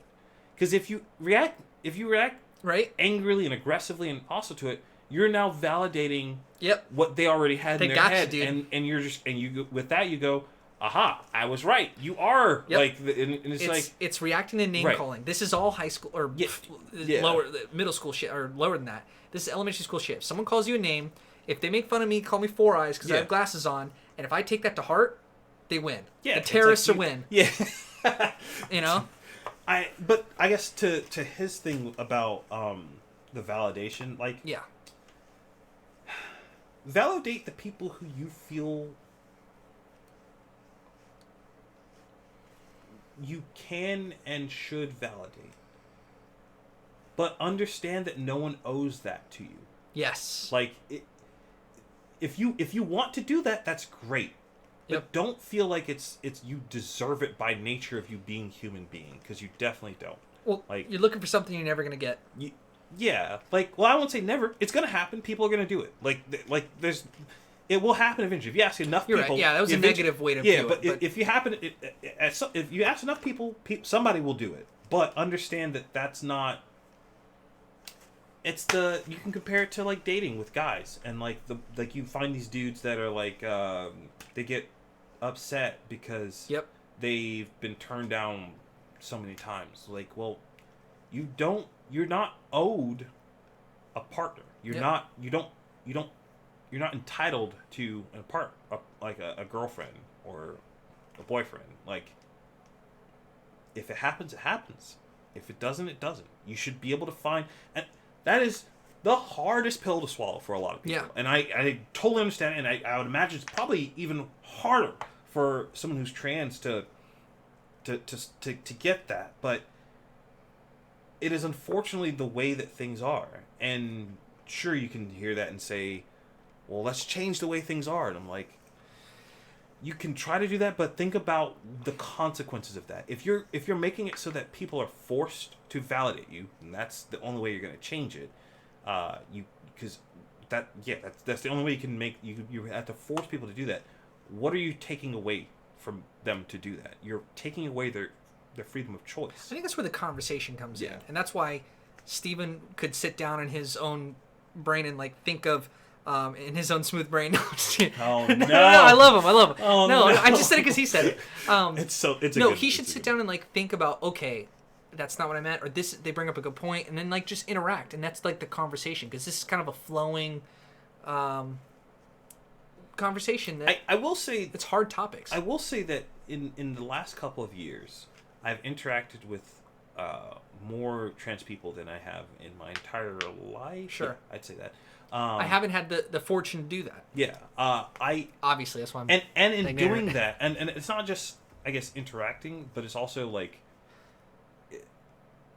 I told the story about a friend of mine whose brother was, like, transitioning. I don't know. Yeah. And, like, even those, like, small instances in my life where I've kind of gone, okay, well, this is my first time experiencing this. How do I feel about this? Yeah. And taking that and then... putting it back on the way I initially thought. Sometimes it tweaks those thoughts. Like it definitely there's moments where I go, okay, well, I do. Sympathy is probably not the worst or the best word. I understand. Yeah. Like, I guess, but the hard truth is not what you're asking me to tell you. You're asking me to placate what you want me to say. Yeah. And that's, if you want that, I'll give it to you, but I don't know if that's the best thing. But I think where I'm at now is I can't care about whether or not that's the best thing. That's I can't worry about that. I have too much other stuff to focus on. So you want me to call you Caesar? Sure, no that's problem. Yeah. You want me to call you whatever? You want me? I can have literally somebody who like is bigger than me, bigger dick than me, and they want me to call them a she. Sure, do it. No problem. Yeah. Got no problem with it. Yeah. Because regardless of how I feel about it, you're just being a mature adult. So yeah, I have more. Yeah. I have things that matter more to me than this validation moment that we're having. It's why I say racism is small thinking, because you're thinking so local. Like you think that it's 2020 and you think the color of people's skin matters. Like, it doesn't matter. Like it's the same thing with, like, in a workplace. If you have someone who's 24 years old versus someone who's 40, it's like, don't discount the 24-year-old. They might bring something better to the workplace. I was so upset because I found out that a thing was happening at this place that I worked. That they had this team. I'm gonna wrap this up. I know. This is the last stupid story. Yeah. They were putting together a team, like a thought group, to fix a problem. Group of thoughts. Yeah, and perfect. Nice. And they only did it with like senior management. Yeah. I was like, that is the dumbest thing. Your frontline staff tells you all the problems. I was like, are you kidding me? Yep. Like, why would you do that? Yep. And I remember how that was, like, the reply to me was just like, well, that's just the way we do things. I was like, well, man. You just do things bad? I was like, this is just so, man. Yep. Yep. It made me so angry. Yeah. I was just like, really? Yeah. Ugh. Yeah. All right. Did we solve all the problems? I think we've solved the world's problems. We always solve. We always do. The world's gonna thank us for this. I mean, this is a real treat for you guys. Yeah. It's the most conceited. This. I hope this gets clipped on with people talking about transitions, going, "Oh, those guys are such assholes." Like, whatever. Yeah. I don't care. Yeah. Yeah. I don't care. I don't give a shit, dude. I had a good time talking to you. Yeah. That's all that matters. It sounds like you and me got to do a show together because the fact that we did 3 hours unprompted easy. Yeah. It's like we could do this all day. It could be you and me on a radio morning show for 5 hours every morning, and that would be no problem. I've often thought about why I never went into radio. I think I'd be great. Dude, you still can, and you could forge your own destiny, and you can do it. Maybe not specifically radio, but you could do what all the because radio, you don't care that you're on the air talking to people in their cars. You care about who am I talking, exactly. And that's what this is. You could still do it. You could do whatever you want. Like, I've always wanted to be a writer, and because I love reading books, I realized that I don't really have the energy to or the sit down and write. But you know what I can do? I can talk. I can communicate. This is what I really wanted to do, is communicate with people. So I'm literally doing it. And one day I want to do a graphic novel. One day I want to possibly direct a movie. All this shit is doable. You just do it your own way. Yeah. What is it that I really want? And I often talk about writing a book, and I don't. Yeah, I don't know. We talked about that. I don't know if I ultimately will end up doing it, but what I enjoy are the stories and the meaning that I get from stories. Absolutely. And I get that through talking to people sometimes. Sure. And this medium allows me to share those stories with other people. Yeah. It's not exactly the same thing as me creating the story, but it scratches that itch. Yeah. So yeah, I'm happy with it. All right. Good. Woohoo.